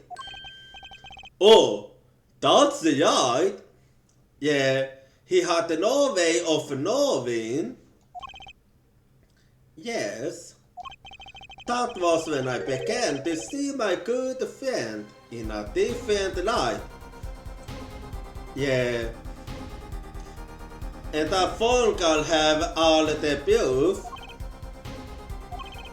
Gilbert, I had gone to the crime scene, and when I spotted Mr. Smith's hat again, I realized exactly what was wrong. Well, Mr. Carvin, the stage has been set. Perhaps you would like to explain this to the court. Exactly how did you come by your privileged knowledge of the victim's head? So, this is your reason? The reason why you put the victim's head back on? Your point, Mr. Carvin? It's come down to this, has it, Phoenix Wright? Order! I will have order! Mr. Payne! Yes, Your Honor? I believe this court has been left with no other choice. Are you prepared to hold defense attorney Carvin's testimony? Ahem! Well, as the prosecutor, I... Very well. We'll break for 10 minutes. After which, Mr. Carvin will take the stand for cross-examination. Are we all clear on that? Crystal clear, Your Honor. Very well. This will be the final recess for the day.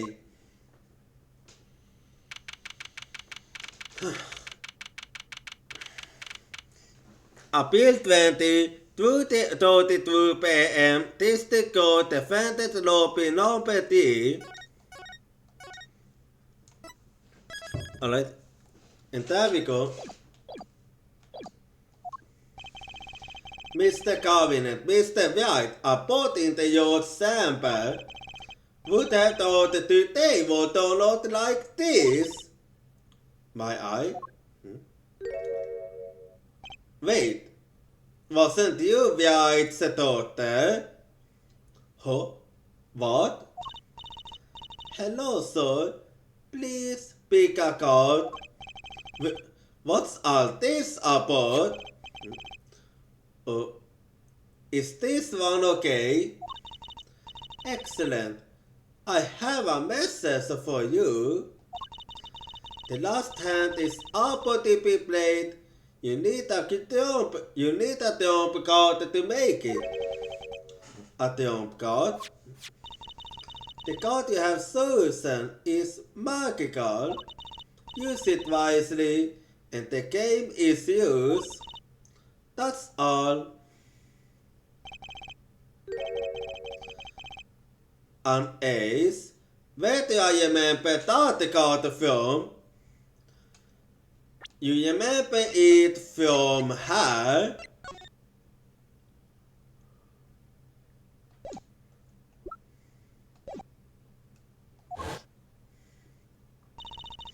Mr. Smith's hand has 3 aces and Mr. Wright's 2.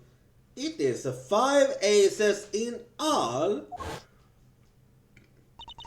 It is 2. I have seen it. The 5th ace. That was sitting, I swear to you. The missing 5th ace. Wait, this blood of yet. Is this blood? But why?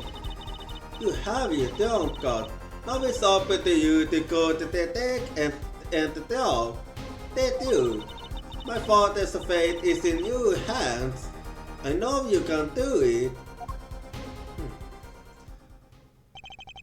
This blood state card is my jump card for finding the dude.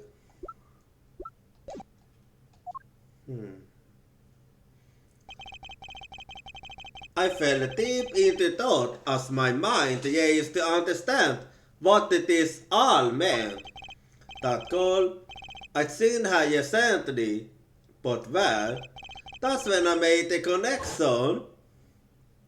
Yep, that's where you saw her.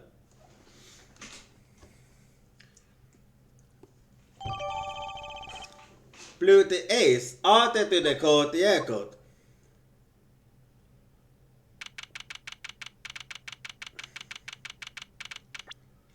Let me take a look at that one then. Blew the ace received from a mysterious call. Could this be the missing 5th ace? Well, let's check that one out. A single drop of blood marks the front of the card.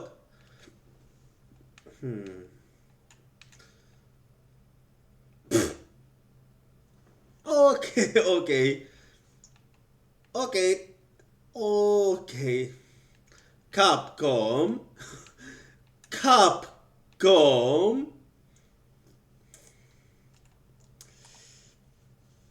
Oh, Capcom, please. Capcom do be like that.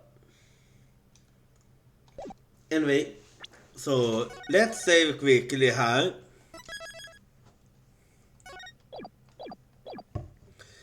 Okay then. April 20, 2:45 p.m. District Code, Courtroom number 2. Court will now reconvene. Defense Attorney Christopher Garvin, will you please take the stand? Now then, if you would, Mr. Payne. Yes, Your Honor. Will Mr. The witness state his name and occupation? Is this a false necessary, Your Honor? Believe me, far stranger things have gone on in this courtroom. Fine, I'll play along. First, there's one thing we need to have made clear. How did you know about the secret beneath the victim's head? By secret, I'm guessing he means the fact that Mr. Smith was bald. Forgive my curiosity, but what is it about this fellow's head? Your Honor seems to have an inordinate interest in it.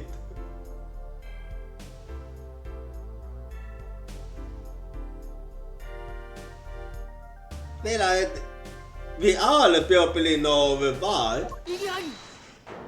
Huh?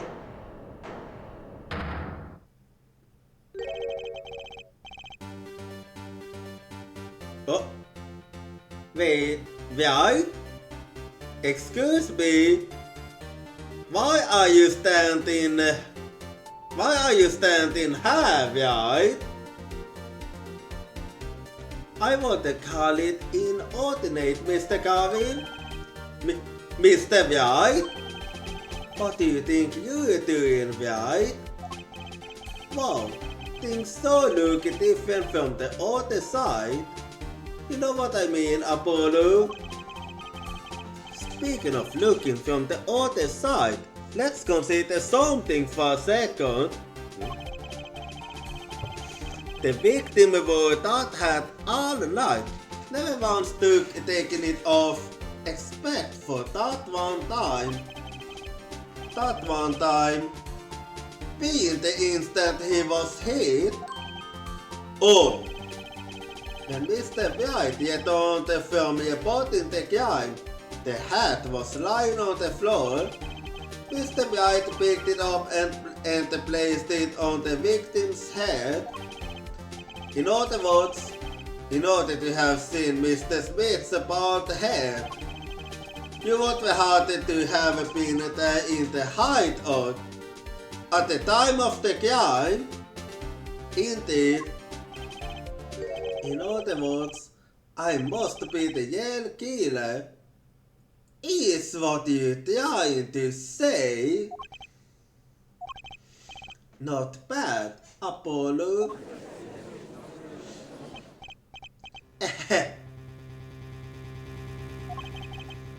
Mr. Garvin?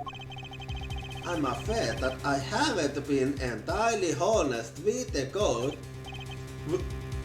What? Oh, I assure you, I had the noblest of intentions. I did it all to protect my client, Mr. Wright.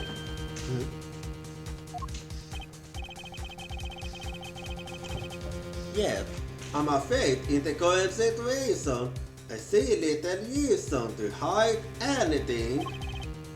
Very well. Allow me to tell you the truth of what happened that night.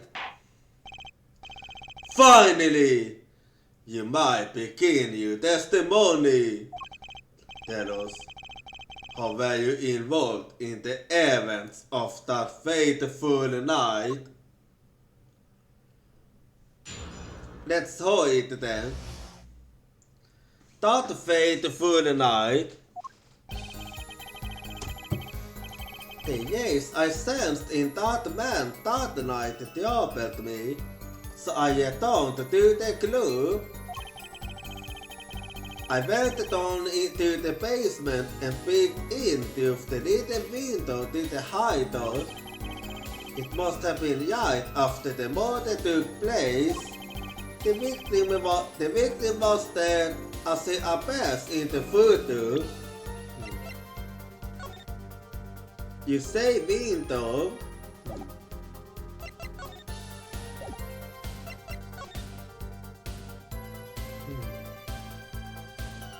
Yeah, from this angle it was possible.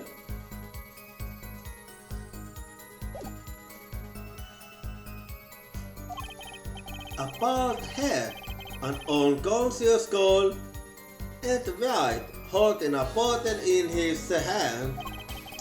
I sensed that was not the best place for me to be at the time, and so I left. That's when the call came from Wright.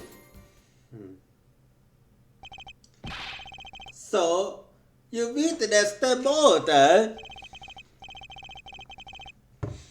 For better or worse, I missed the actual moment of the death.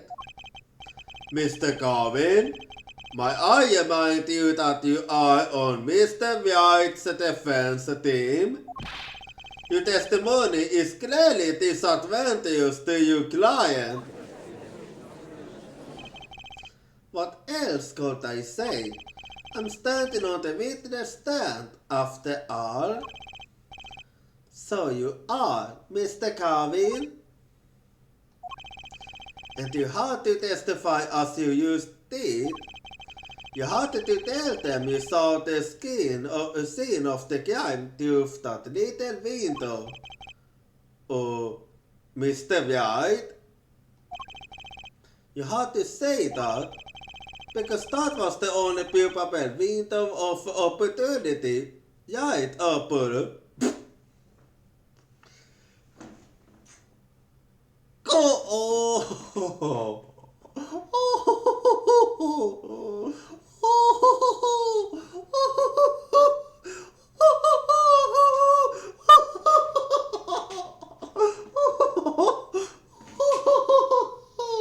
Oh, that was a good one. You never missed a beat. That was a good one, Phoenix. That was a good one. That was a good one, man. That was actually a good one. That was actually a good one. Anyway. Oh.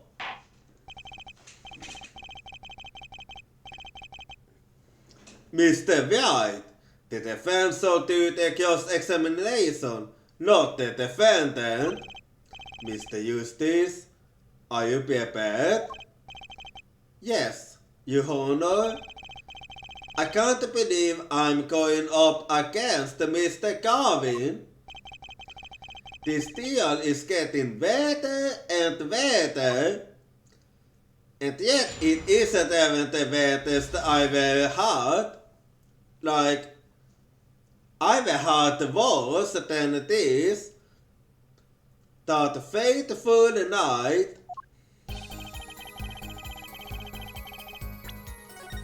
Let's save quickly here.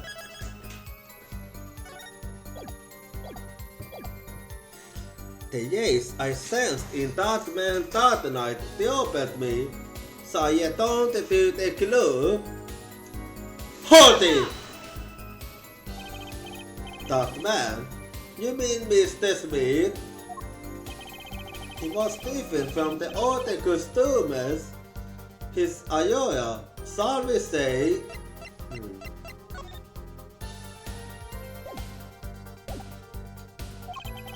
I knew he was a serious poker player, but it was more than that.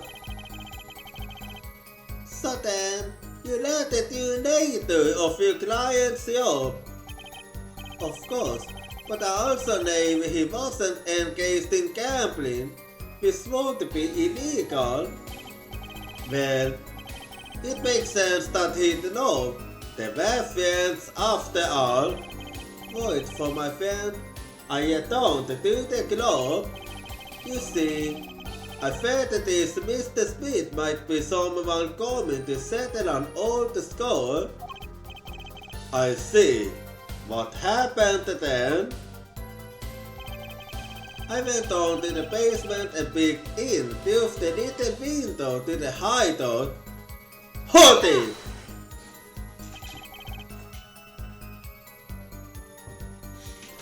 The little window? He's referring to this one. You mean the one used to keep watch up the stairs?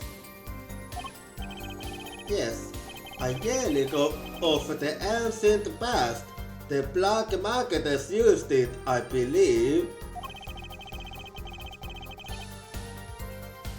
Why did you go through the trouble of peeking in through the window?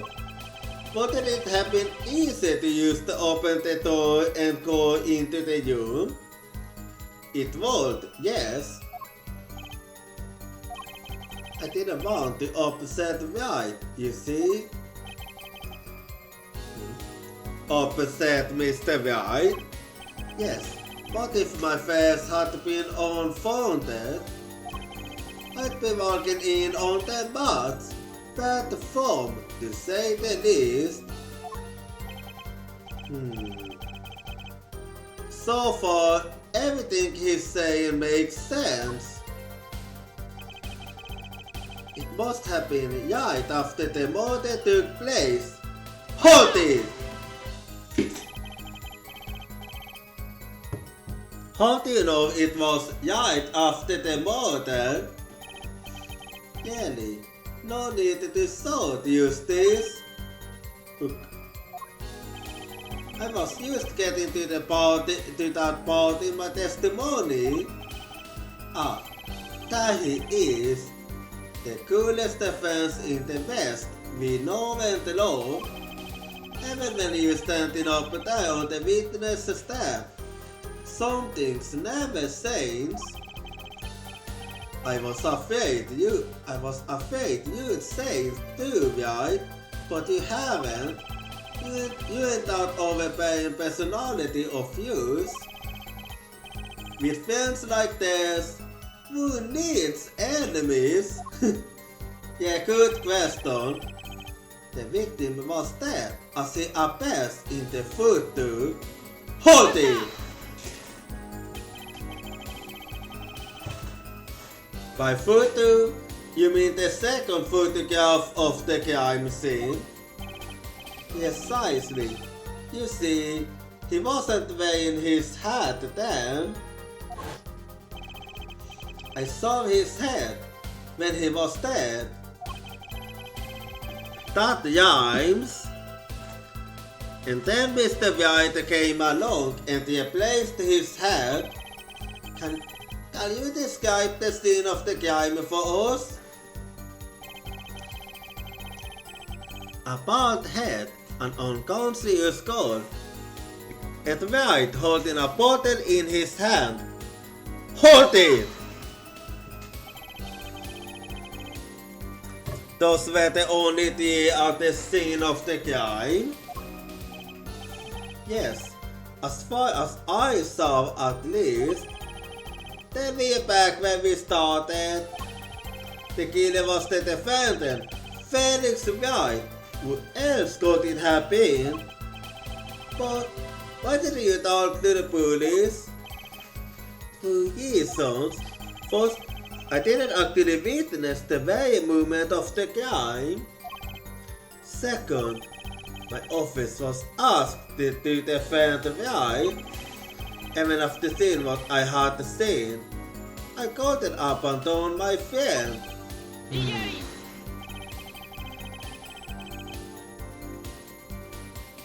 There must have been someone else there at the moment of the crime. Eustace, I used to say I saw no one, not a soul. But that goes against what Mr. Wright said. No. But that goes against what Mr. Wright said. Ah yes, this mysterious fourth person who would conveniently be the Yale killer, I suppose. Glad to see we agree, Mr. Carvin. Let me pose a question then. Tell me, what possible reason did the Yale killer have to swap cards in the victim's hand? Perhaps you can show us a reason why such a thing would be necessary. How can I solve something I can't find myself? Remember, Apollo, the card that was swapped out was the 5th ace. The 5th ace. Right. Well, Mr. Eustace, the question of why the killer would swap out a card has been raised. Can you point to a reason? Actually, I can, but I'll do that later. No, not yet, Your Honor. Not yet? Ha! Pathetic! Not yet? Why not ever? Well, Mr. Carvin? Oh, I'm willing to wait for as long as it takes. Great! I don't even know what the heck I'm looking for. Apollo? Yes, sir? Don't forget, you already know the answer. You just don't realize it yet. I already know the answer. Take a moment to think of it over again. Okay? Well, actually, I do already, but I wanna guess some more before that.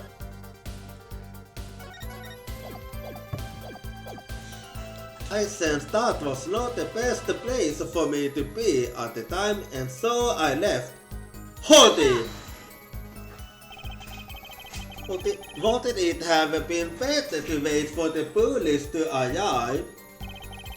Remember though, by that time I was already Wright's defense attorney. It wouldn't do for me to become part of the investigation. That makes sense. Or does it? I'm confused. Well, what happened next? That's when the call came from Wright. Hold it! Where were you when the phone call came? I had already left the postball club by that time. On the phone, he asked me to defend him. Naturally, I was surprised. I accepted, however. I got it up and on him.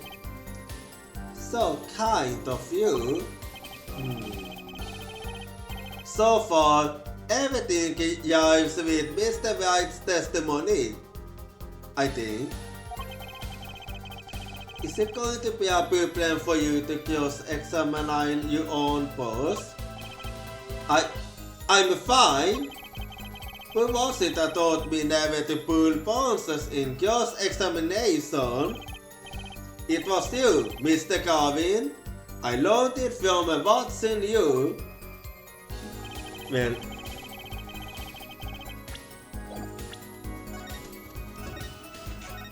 so let's go back here.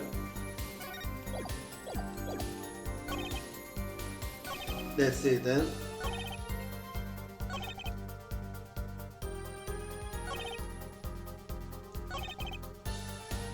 Was it this one? I needed to remind myself. Let's see here. Let me remind myself. Oh yeah, it was this one.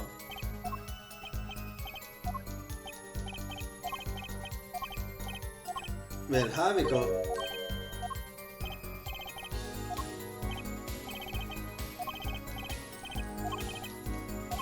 And there we go. So, I do have an evidence. It's now or never. The defense would like to present evidence to the court. Evidence showing the reason why a card was swapped out. Then go ahead and point out your reason, Mr. Justice. Why did the killer take the fifth ace? Yeah, I'll tell you, alright. The reason for that is because of this. Take that! My reason is this. Is that an ace? Why? Why it's got a blue on it? Right next to the spade. What? What? This is insane! Why wasn't I told about this? Why? Could this be the missing fifth ace?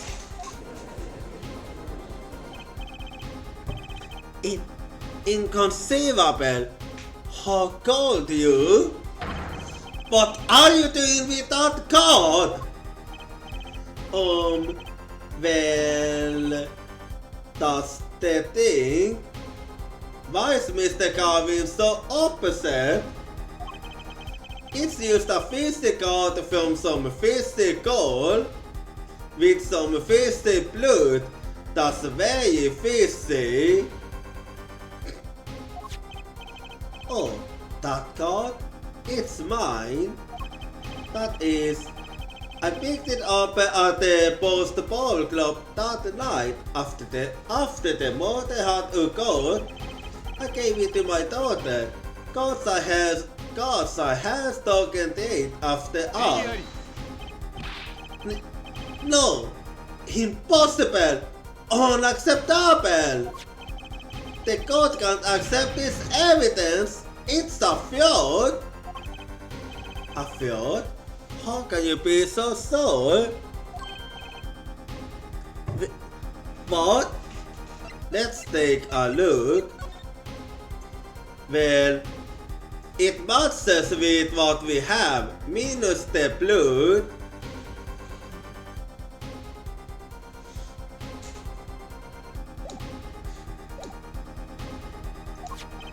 I would think the only person who could claim it was a fraud would be the one who took the Yale card from the crime scene.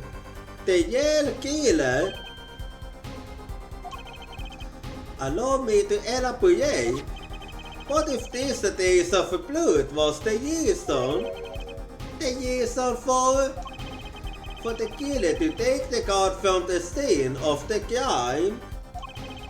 Where are you going with this? Take another look at the photo and at the victim's head. Let's see.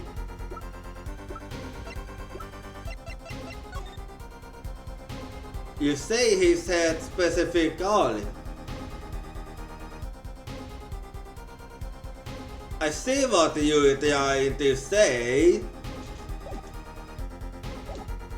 At the moment of the crime, his head fell to the floor, and a trickle of blood ran from his forehead down the back of his head. Could a drop of that blood have fallen on one of the guards? I suppose. The killer then took the guard to hide the blood. Regardless, that evidence is non-permissible. Oh? Right. Regardless of how you wasted the last 7 years, you used to be a lawyer. You know what a serious crime it is to conceal evidence. Oh, we can discuss the finer points of our legal system later. What's important now is that I will answer your question. What are you talking about? You wanted to know why the killer would have taken a card from the crime scene? And now, I will told you that one drop of blood would have been decisive evidence, you see. This is baseless conjecture! Baseless!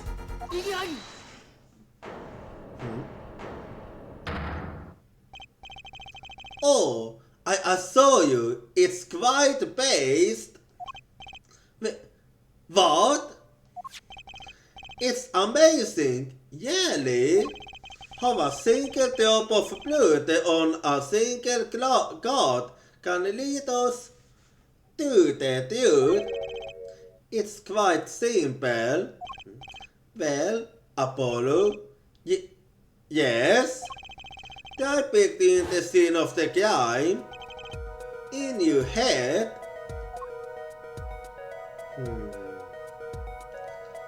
Okay, let's see then.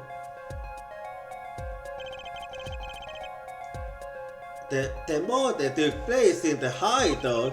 The body of the lockless victim was found at the poker table. And before the killer swept the card out, there was a single card with a drop on it in the victim's hand.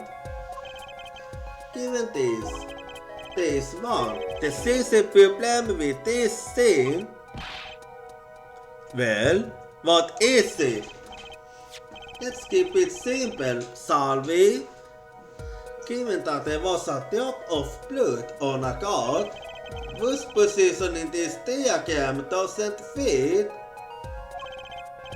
The victims, the killers, the witness, the second witness, whose position doesn't fit with the bloody card?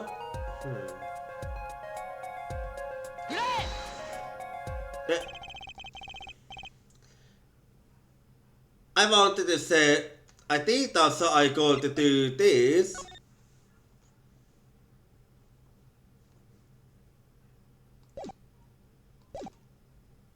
The problem with this picture is her. What exactly is supposed to be her? My head must have slipped. Sweetie, you know. Oops. I just gave you a penalty. Head must have slipped. Oh, please. Please tell me this fast has a time limit. It will soon if the defense cannot come up with something of a substance. So, please wipe the cold sweat from your hands and show us again. Yes, Your Honor. I'm going to need a piece of towel.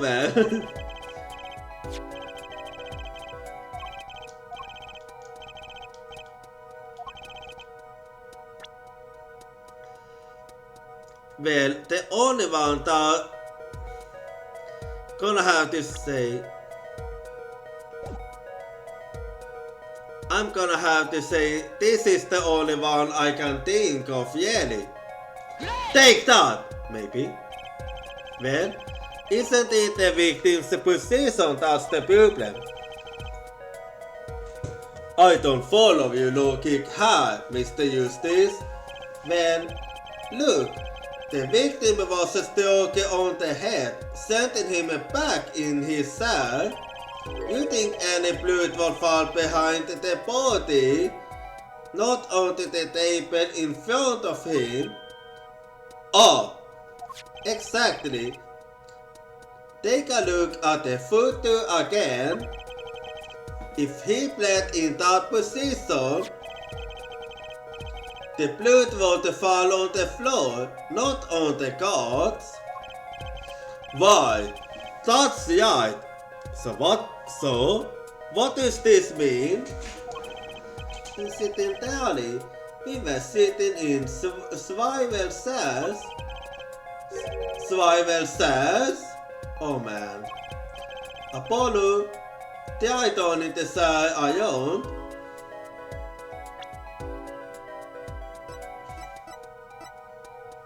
Interesting that I can't save right now. Anyway.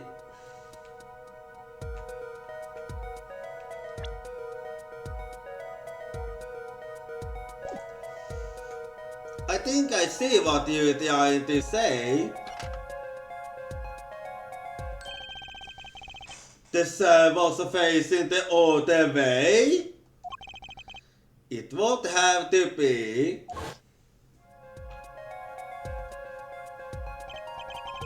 So we have to assume that at the time of the murder, the victim's cell was facing away from the table. When Mr. Wright returned from informing the police which way was the cell facing. When I came back to the room, the body was facing as seen in this photo. That would mean the killer turned the cell back around. Let's take the next step. Look at the diagram once more. We now know the victim was facing away from the table at the time of the murder. But this creates another significant contradiction. Again? Let's test your reasoning skills again, shall we? Apollo, Whose location on this diagram contradicts of a new understanding of the crime? The victims, the killers, the witness, the second witness.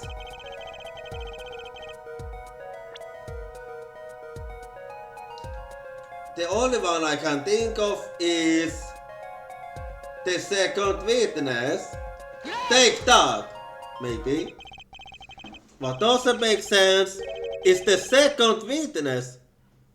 You mean to say I don't make sense? Yeah, exactly. Because if it is as it is, then everything you witness does not make any sense at all.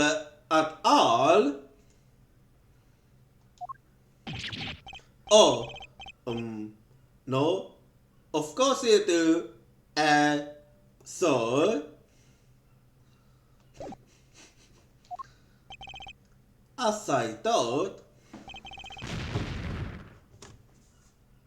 so I was wrong. Help, Mr. Eustace. I'm a little hard of hearing. Did you used to say something? Would it be kind enough to show the code one more time what you mean?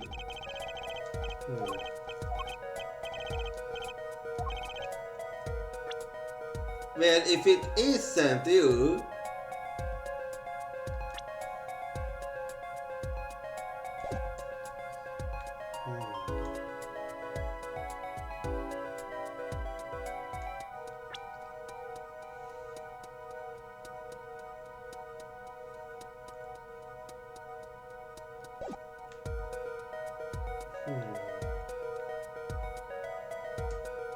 Well, it's a 50-50. Take that. The victim was struck from the front, correct? Indeed. Well, wouldn't it be hard for the killer to hit him from the front? Sitting where his indicator currently is, I would think it'd be quite hard, yes. Yes, but what you say makes no sense. Why would the victim shouting it on to face the wall in the middle of a game? I believe a sufficient reason will soon come to light. What? There's something in this diagram that makes far less sense, actually. Look again at the diagram. Apollo, if the victim was struck when he was sitting on some high, where would his assailant be standing? Try marking it on the diagram. But there's no room to put a mark where the killer should be. Don't worry, let's think it through and see what we find. We know the victim was facing toward the wall at the time of the crime. That's the only thing we know for sure. Try to forget about everything else. Where would the killer have to be standing to strike over victim from the front?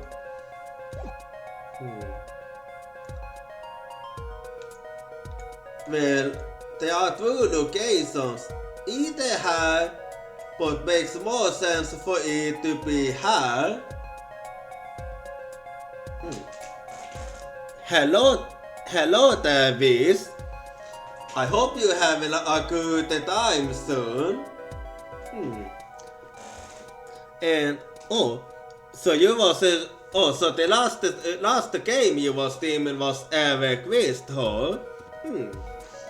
I do hope you enjoyed it.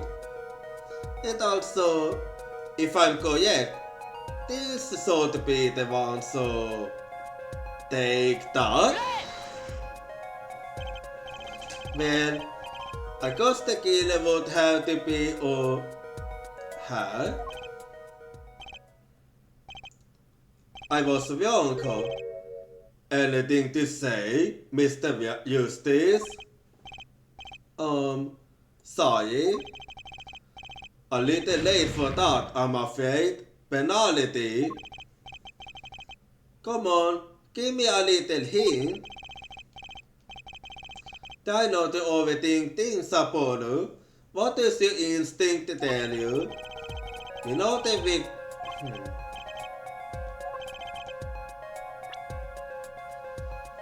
Well, if that's the case, maybe her? I'm not sure. Then I don't know. Oh, thank you. And it's nice to be on board. Oh wait. Okay, there's an art break now, so I'm gonna have to take a 10-minute break now, so be right back in 10 minutes.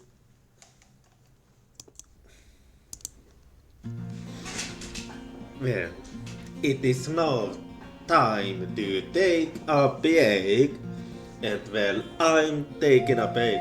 You better take a break too.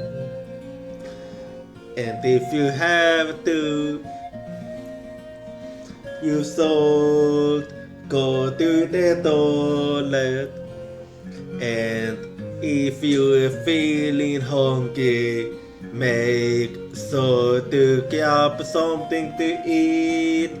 And also remember to stretch and exercise.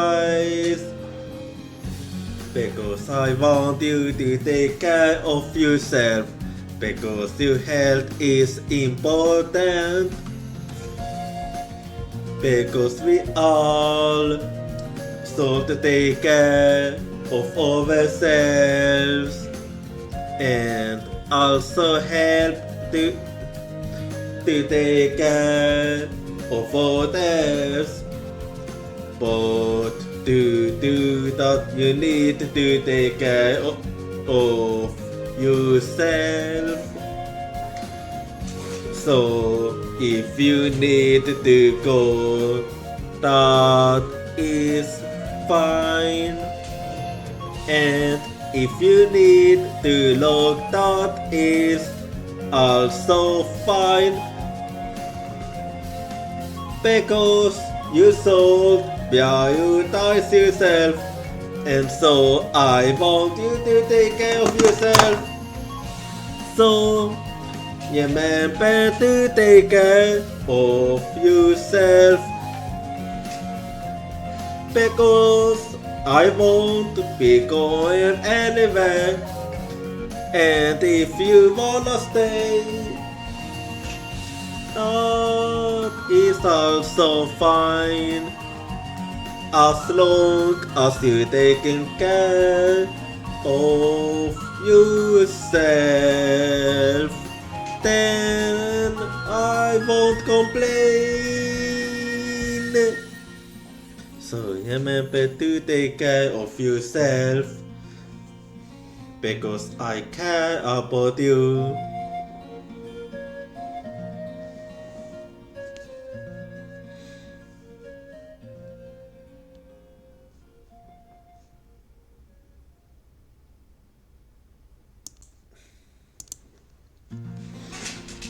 Well, it is now time to take a break.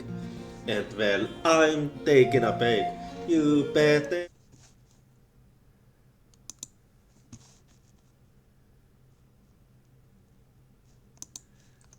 Alrighty, I'm back now, so trying to figure out where must he have been standing in that case. Welcome back. Oh, yeah, thank you. Where must he have been standing in that case? Her? I don't know.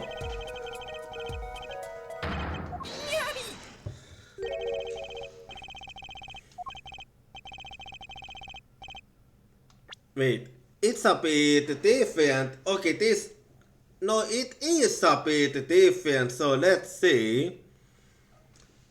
The killer had to be standing well... here. You get points for flat, but that's about all you get.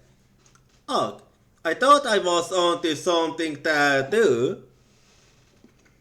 Well, let's see. I hardly need to point out that standing there won't be impossible. The victim is facing a solid copperboard. Or are you claiming the killer climbed the copperboard and hit him from above? Ha! It's simple logic, really. If this was the only place the killer could have been standing, then that means that at the very moment of the crime... Wait, I know! At the moment of the crime, the copperboard wasn't there. So that's how it is. What's this, no? I mean, that's the only explanation, right, Mr. Carvin? Your Honor, I have a suggestion for the defense. We should arrange to examine the copperboard in the hideout immediately. Police, send a team to the crime scene immediately. Have them try to move the copperboard. Your Honor? What? There's one more thing you men should look for. Please give this to the police. Yes. I see. You do belong in the courtroom after all, Mr. Wright. I do my best.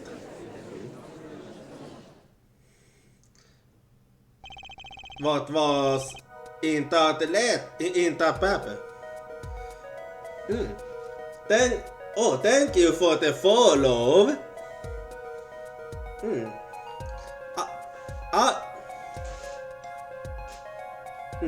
Always appreciated and welcome to the Sun Garden.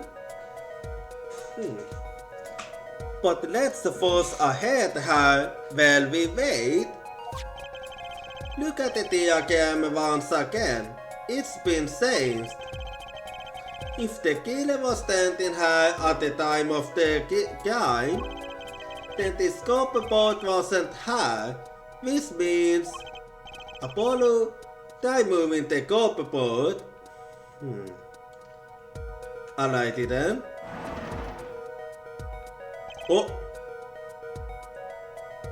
But if you do that, it's blocking the window, which also means that you wouldn't be able to look inside. I see.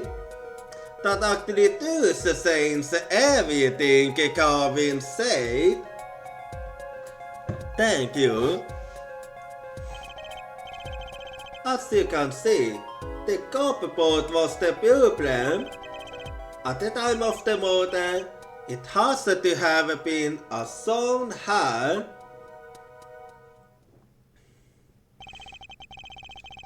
Now everything is in place to reconstruct the moment of the crime. Oh my! What's this? What is it now? Look at the diagram of the crime scene once more. It appears we found yet another contradiction, what I believe to be the final contradiction. In fact, tank? It is something, Apollo. Well, you would have to be blind to miss it. Our line of deduction is rapidly approaching its logical conclusion. Now then, Mr. Eustace, please point to the new contradicting indicator. Is it the victim, the killer, the witness, the second witness? This indicator in this diagram contradicts what we know about the crime. Well, it is the second witness. Because now he had no way of seeing what was going on inside the room unless he entered the room himself. About the scoreboard, are we all okay with assuming it was moved? So, why not? Well, if it was, something really doesn't fit. The cupboard would completely cover up the window to the stairs. Ah! That's right. Someone standing outside would be able to see in. Someone like Mr. Carvin.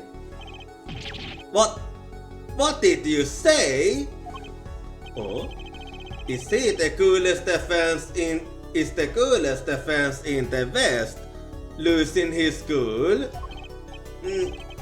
Don't expect me to play along with your little game, right? It's only a game until someone gets killed, Mr. Carvin. And someone was. Well, the window to that room was blocked by a cupboard.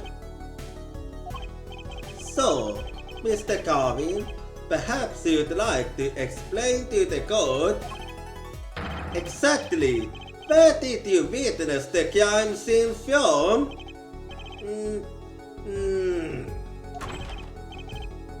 Excuse me, Your Honor. Order! This is a court of law, and I will have order. We used to know we received word from our investigative team at the Post-Pole Club. They were examining the cupboard in the hideout, Your Honor. Oh? And what did they find? Well, Your Honor, it also there is a secret passage behind it. What? And somehow Carvin must have known about it. And it actually does make sense for it to be there if you consider the history of that place. Ah yes, I believe I mentioned something of the sort before. This is one of the digs of the room many of our regulars know about. I do remember him saying something about that now that he mentions it. A secret passage is a handy thing to have when you're engaged in illegal going-ons. Never know when you might need to talk away from the eyes of the law. So the room has a secret passage. Where does it go? The other side connects to the restaurant above. The underworld bosses can't get away from the cops. And enjoy a gold bowl of post, no top. Just like our killer. Okay, so that's what happened. And how he managed to get from there to there. Without passing by Phoenix. It all makes sense now. You see where our line of simple deductive reasoning has led us, Apollo? I see it, but I don't believe it. That girl wasn't kidding when she said I needed this jump card for the last hand. At the time of the murder, the window was blocked and the victim's head was only off his head for the 5 minutes between Mr. Smith's murder and Mr. Wright's return from calling the cops. In other words, the only place anyone could have seen the victim's bald head was from inside the hideout. Thanks for checking in. Well, Mr. Carvin, come on, say something.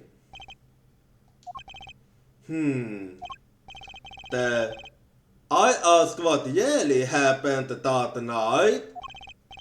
Actually, I think we can probably figure it out ourselves at this point.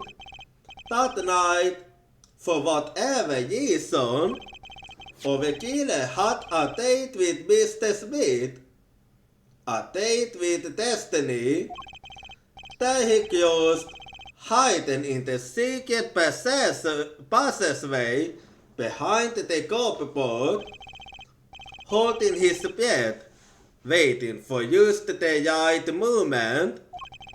Then the chance came, and he took it. Oh! Egg! What? Why did you do that? Wait, I'll get help. Mrs. Olga Ujeli was out cold, struck by Mr. Smith. But his time was soon to come. Mr. Wright went upstairs to call the cops, leaving Mr. Sadie Smith alone in the hideout with the unconscious dealer. Then our killer stepped out from the secret passage and into the hideout. The victim must have heard the cupboard sliding aside. He wheeled his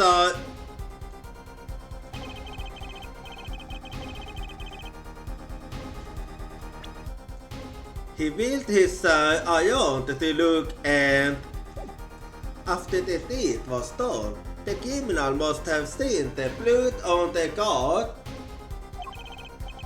He would have, of course, realized the need to destroy the evidence. That single spot of blood told the whole story of the crime.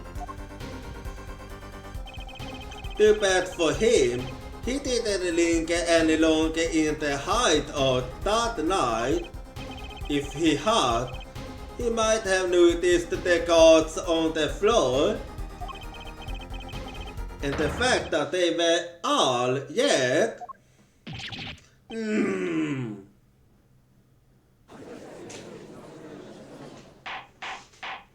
Well, there you have it. Well, it seems this deal has taken yet another turn. I'm duly sorry I had to see this day come, Mr. Carvin. Mr. Carvin? Mr. Payne! Yeah, ahem. Yes, Your Honor. The prosecution will continue its investigation. As for Mr. Phoenix Wright, the defendant, he is hereby cleared of all suspicion. Quote! Believe me when I say that I don't believe this is happening, Mr. Carvin. But I'm afraid circumstances call for me to issue a warrant for your arrest immediately. What now?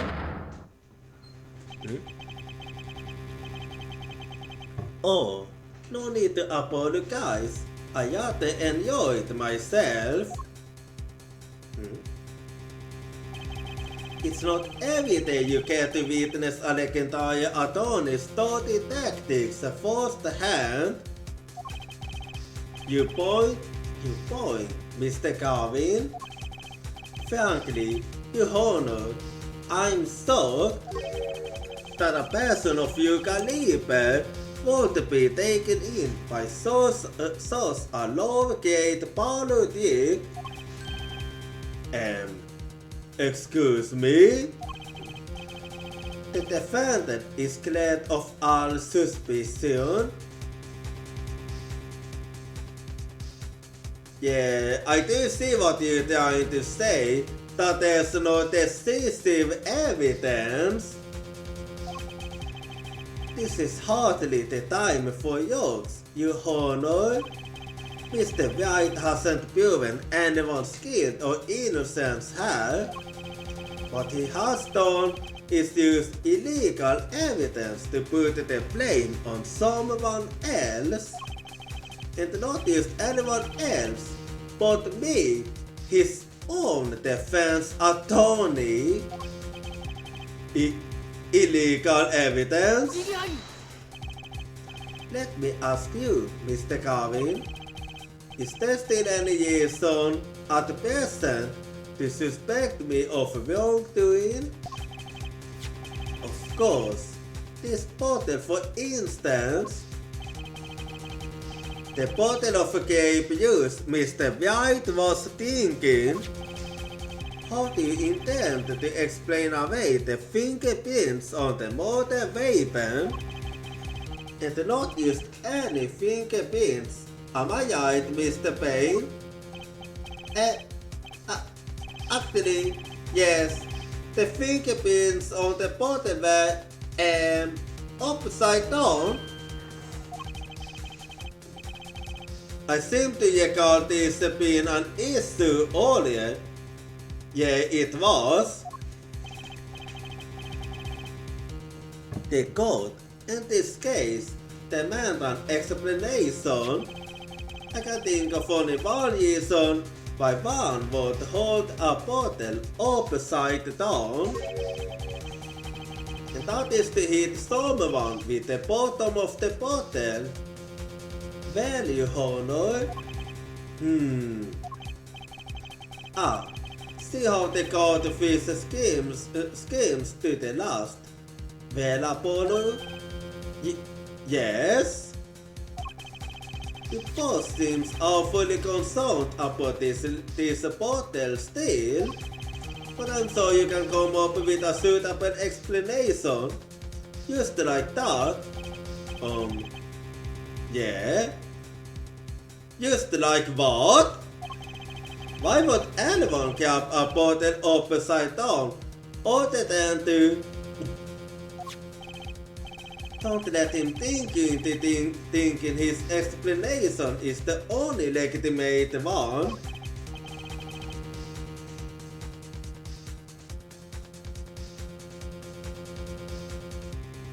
Wait, I have to think.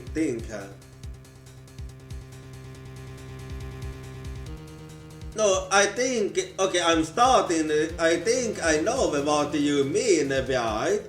I think I know what you mean. I see what the other reason could be. Is there really another? Take another look at the court record. I believe you'll find a simple answer there, in plain sight. How about you used to say the answer in plain words? It would be hasty to deliver a verdict with unanswered questions, indeed. Well, Mr. Justice, Mr. Garvin said that the court, in this case, demand an explanation.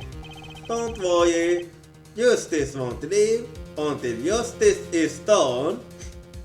Because your name is Justice. Perhaps the defense won't care to enlighten the court. What evidence do you have to explain why the fingerprints on the bottle are upside down? Well, the IFF I have to look at, so this is one. I can just ignore that one. No, I don't think that's the case.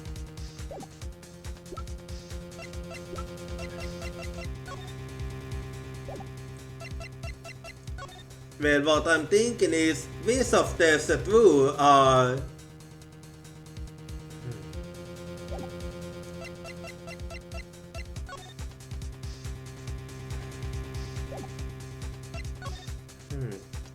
Gonna...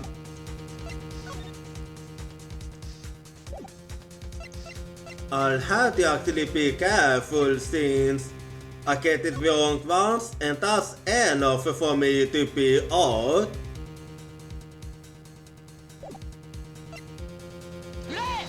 Take that. I was wrong, wasn't I? Well then. Well, that's a game over for me, huh?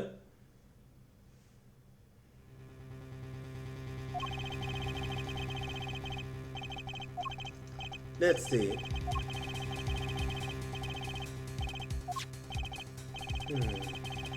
We're gonna have to think then what it is.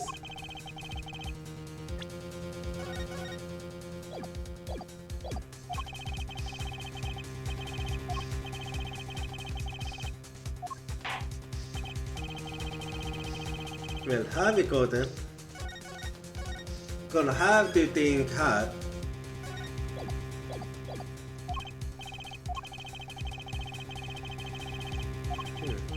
Let's see.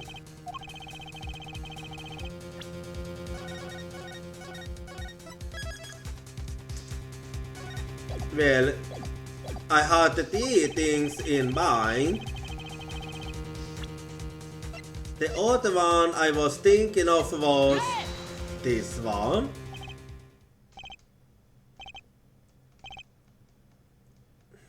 It wasn't it, huh?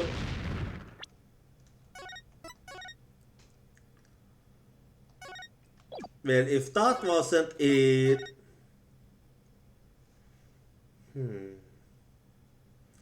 Then how about that one?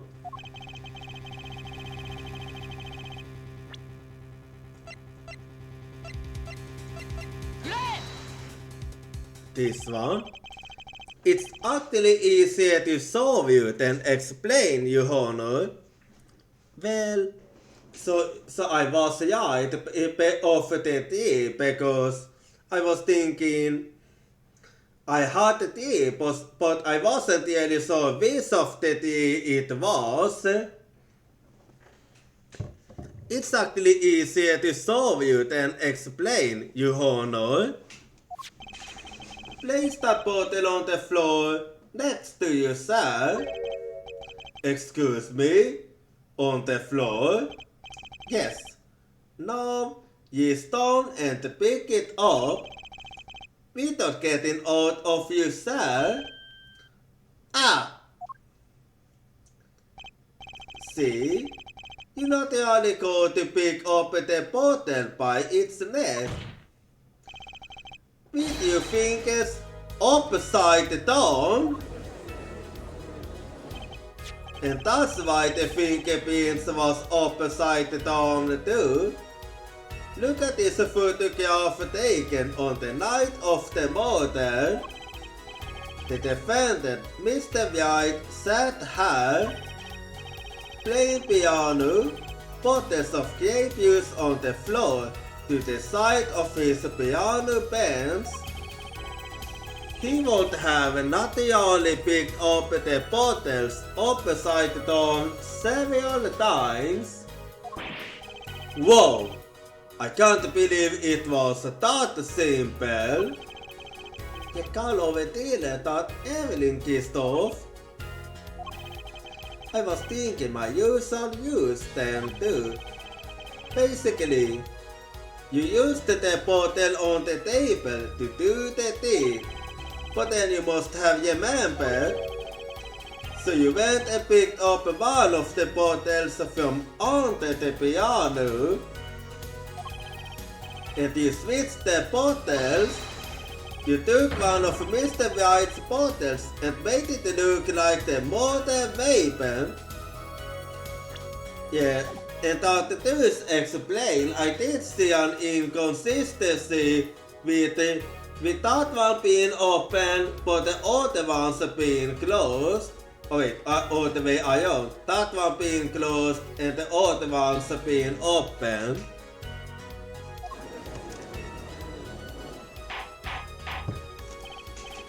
Order!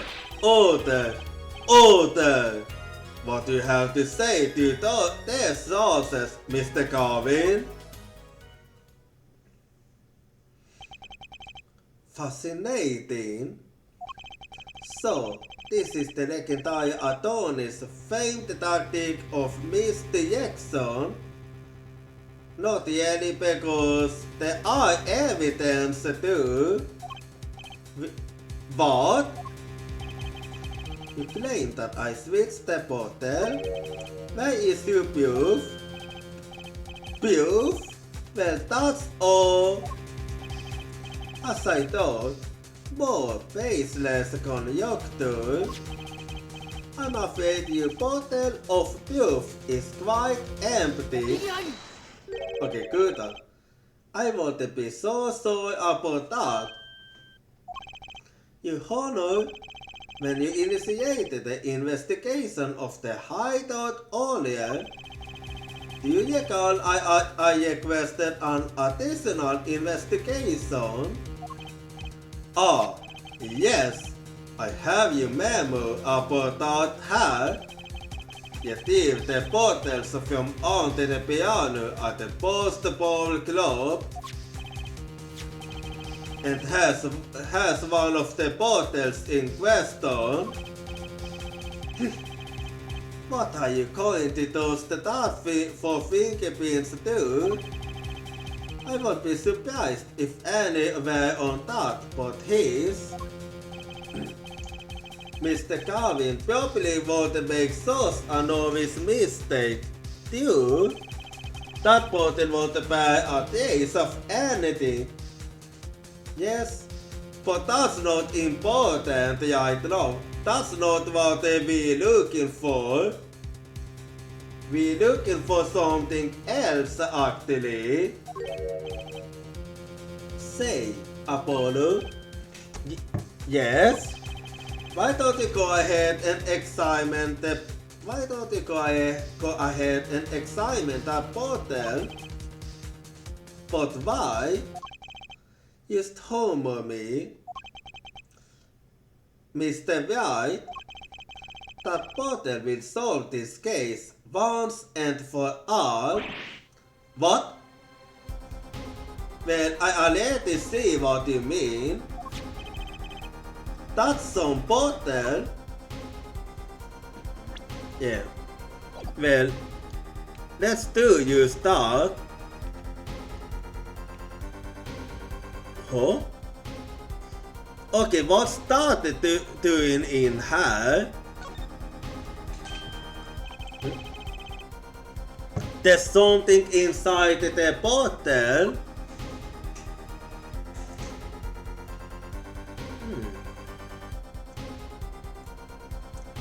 And we finally found the missing card. What's this? That card! It can't be! You call that unpleasant woman's testimony for a moment? Mrs. Ulka Ujeli?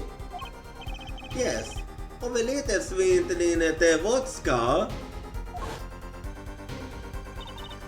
That night, I planted the card like I was supposed to, and Wright loosed the last hand just like he was supposed to. Then Smith sauced him, but the planted card was gone. The trap failed. Wait, this isn't... You tell me that this is the planted card you disposed of?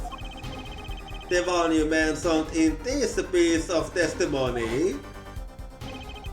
I happened to put my hand in my pocket and found a card. Yes, I snuck a peek at it and found it was the 5 of hearts. I had a feeling something might happen, so I disposed of the card before the game. Disposed? Where? There was an empty bottle of grape juice I had been drinking right beside me. I gave the card inside the bottle, and its right hand, the 5 of hearts. This is the card. The bottles were swapped, and the only one who could have done that was the 4th person in the group that night. You, Mr. Christoph Carvin?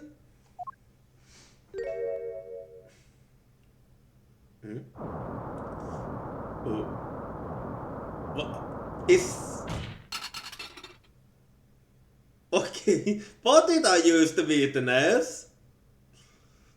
The fuck did I use to witness that? For a second I thought he was gonna go Super Saiyan or something. That is all.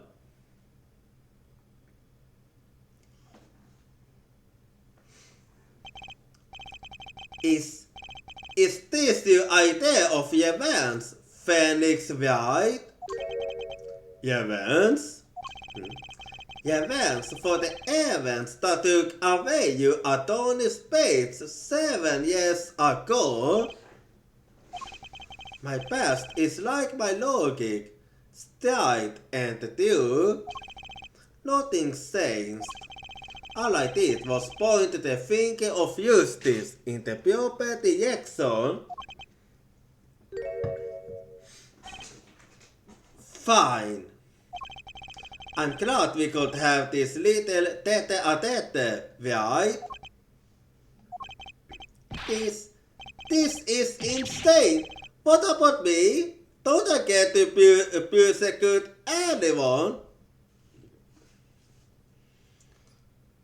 I'm sorry, but no, not this time.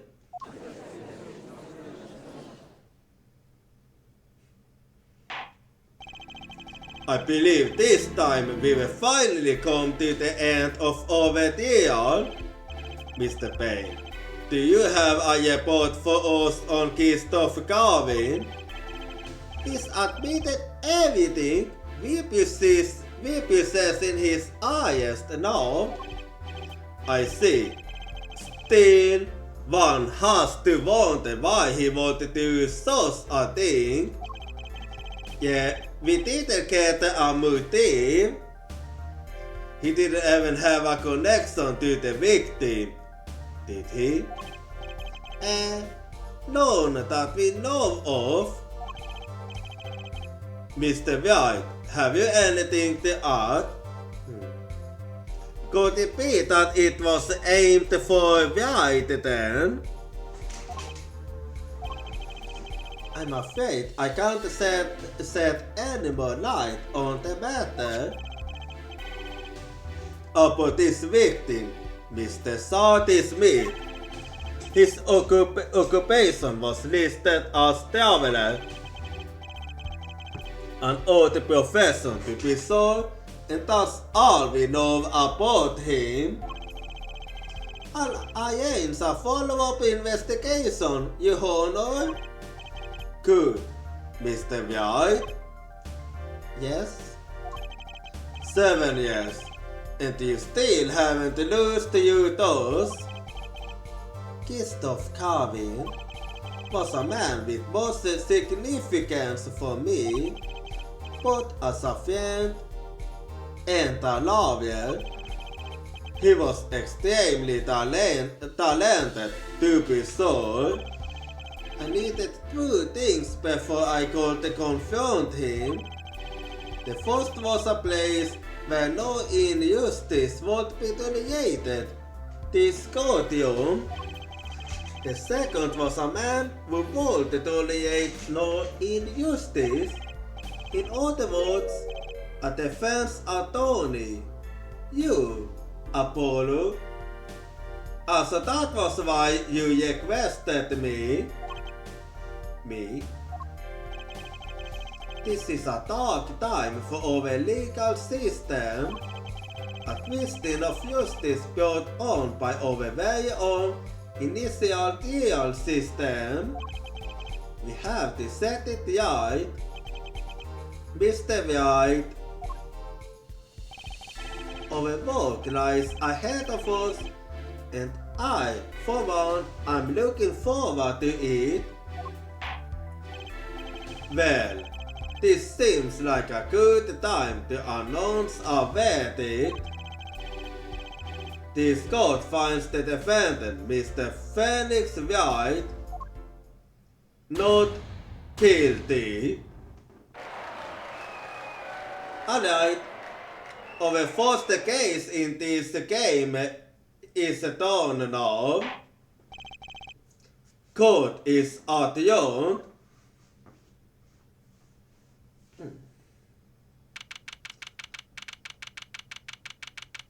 Well, that's this trial over and done with. I bet it was just the beginning. Appeal 20, 4:28 p.m.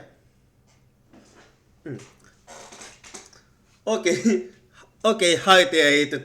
Time for me to hydrate then.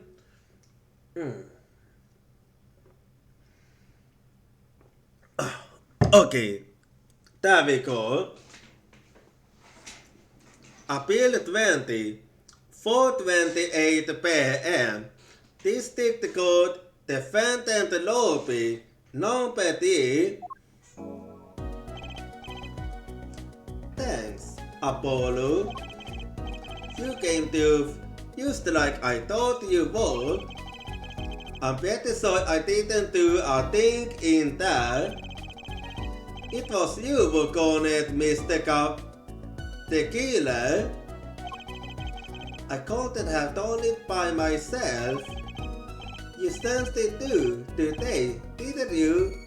Your ability. Yeah, I did notice if you talking about the thing with when Ujeli was tossing her neck.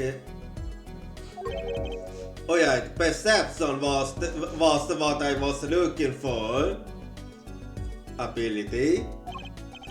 Yes, a sensitivity I like. You'll come to understand it soon enough. Wait, I wonder if he means... I have one question for the witness stand. You say you saw the moment the defendant hit the victim. Is this true? Of course it's true. What's this weird vibe I'm getting? What was that, Mr. Wright? You'll have to find the answer to that question yourself. The answer? Right. Today was full of questions without answers. Most of them about Mr. Garvin. What possible reason could he have had to commit murder? Perhaps you'll learn that in the days to come. Huh? Wait. You don't know, do you? This locket is the key. Oh, that reminds me. I met the girl whose picture is in your locker. Yeah. She was the one that had the trumpet card. Your daughter, right? That's right. She's my daughter. You know, you were right about this locket. Eh? I took this off his neck the night he died. But it looks like over there you see a scam artist solve me. So the truth is, this locket really did belong to him. Wait, but that's about you. You testified. You said that the locket was yours. I said no such thing actually. Huh? Amelia said that it was a locket with my daughter's picture inside. A subtle distinction, but a distinction nonetheless. It's the truth. Actually, yeah, I do remember you said that. Wait, but then, why? Why was the victim wearing a locket with a picture of your daughter inside it? Sometimes, the slightest path to the truth isn't the best one. Give it time. You still used to getting started with your career. Speaking of which, I might be out of a job. I work for Carvin Love offices after all. I still can't believe I used to saw Mr. Carvin get led away in handcuffs. Apollo? Yes? How about coming to work for me? You mean at the Wright and Co. Love offices?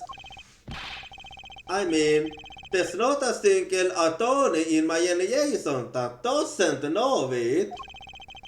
I can't imagine that to be true, but...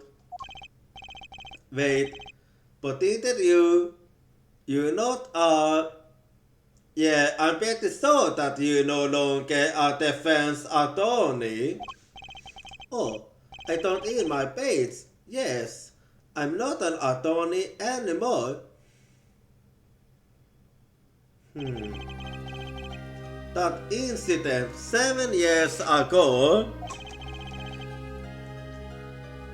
that legendary deal,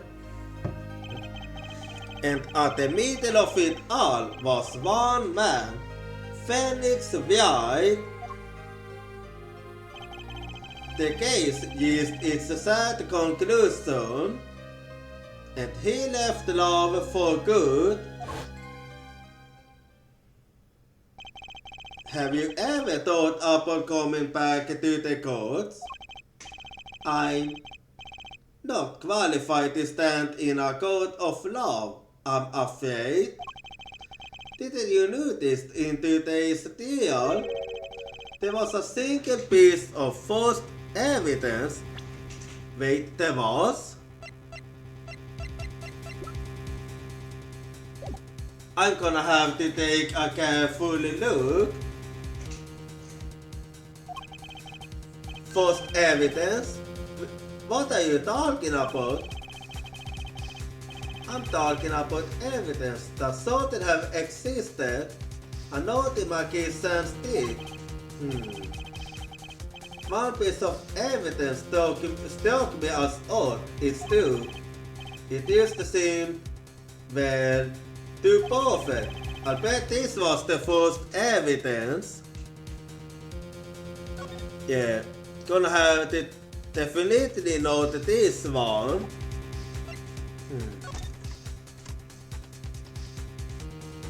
Yeah, not this one neither.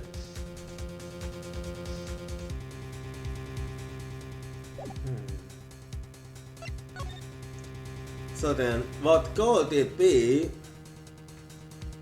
Let's see her.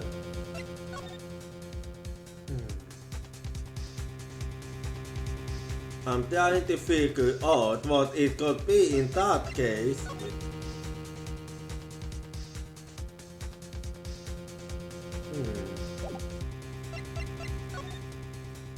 Let's see. Yeah, I know it's not that one.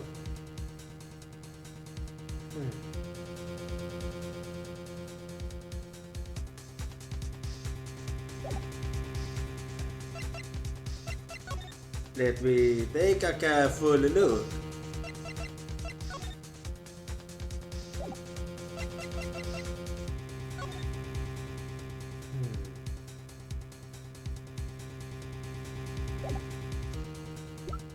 Wait, okay, I have it fixed. Okay, yeah, it doesn't make sense actually. It must have, because that one's supposed. Or maybe you didn't notice. Wait, if that wasn't it, then what was it?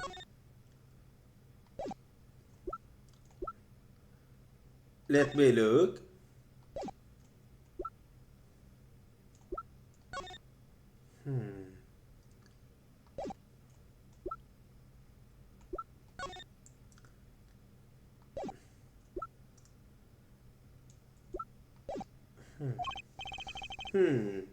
Cause that wasn't it.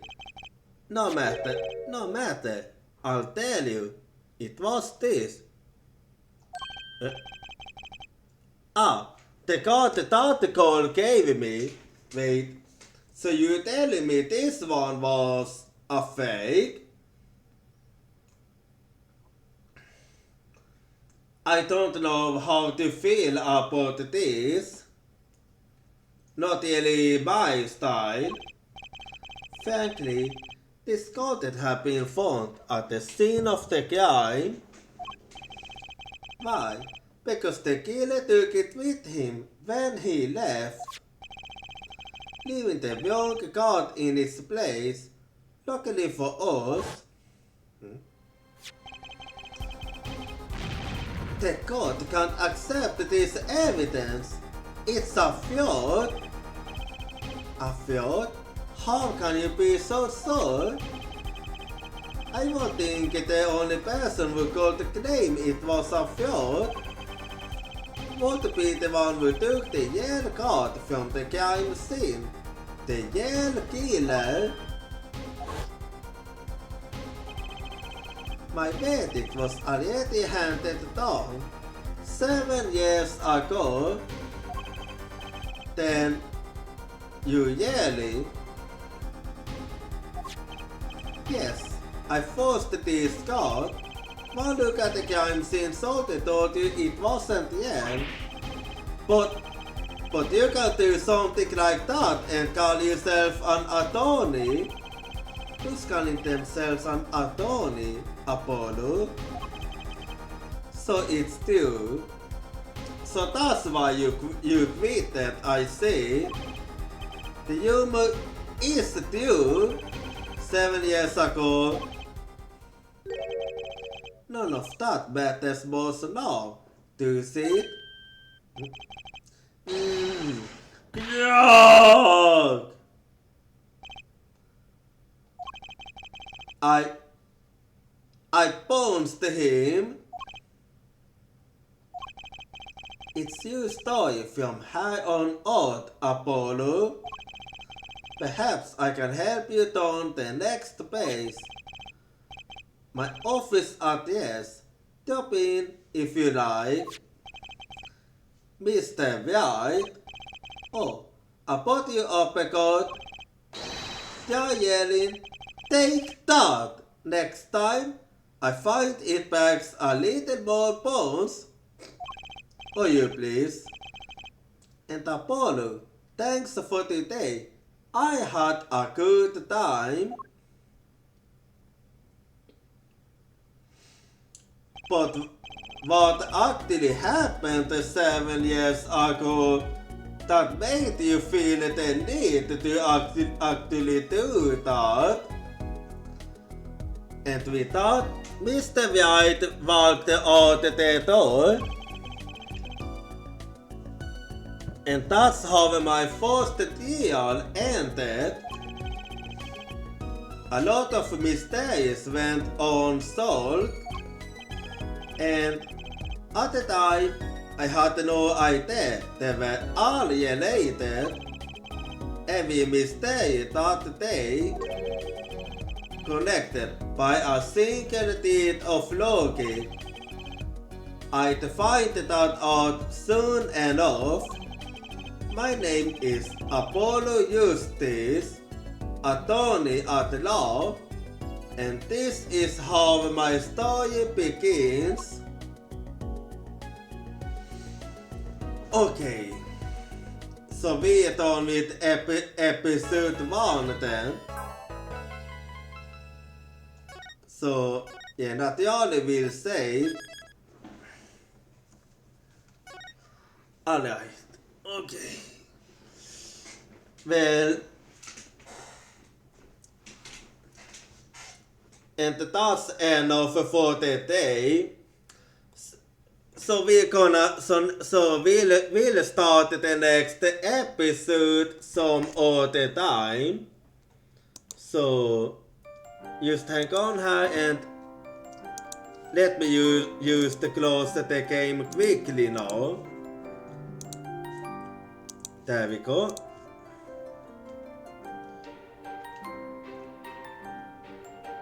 Alright. So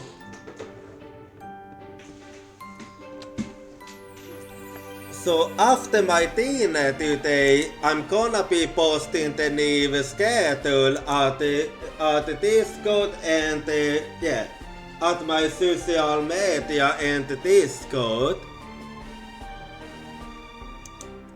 And no,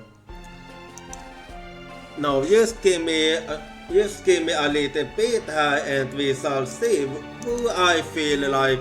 Oh wait, no. I'm being too quick now. So if you wanna follow me on social, you can do so here. And if you wanna steal and chat with the community while I'm not streaming, you can do so here. And if you are not subscribed, you can use this yet message. Otherwise, you can use this one. And now, just give me a little bit and let me see who I shall go for this time. So let's see versus teaming and all. Let's see who I feel like going for this time.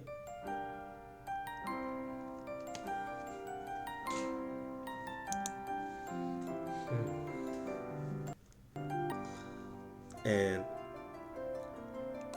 I take a little quick look at Eldenwood 2 and see if there's someone there I wanna go for.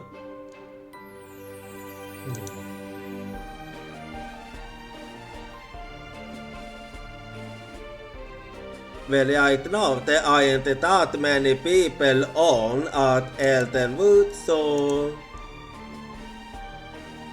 yeah. So then I think I know who I want to go for.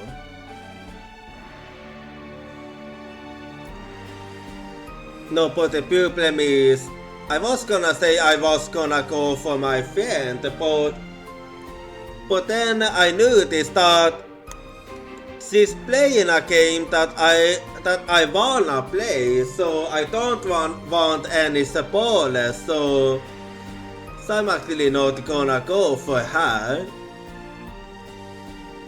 In that case,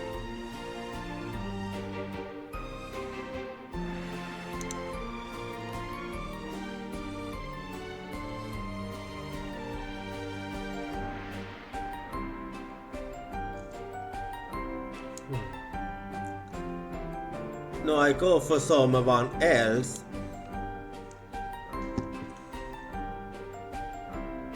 And question is, will Charlotte or someone be in touch?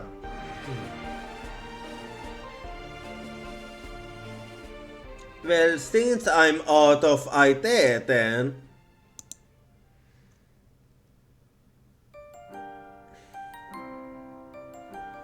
Well,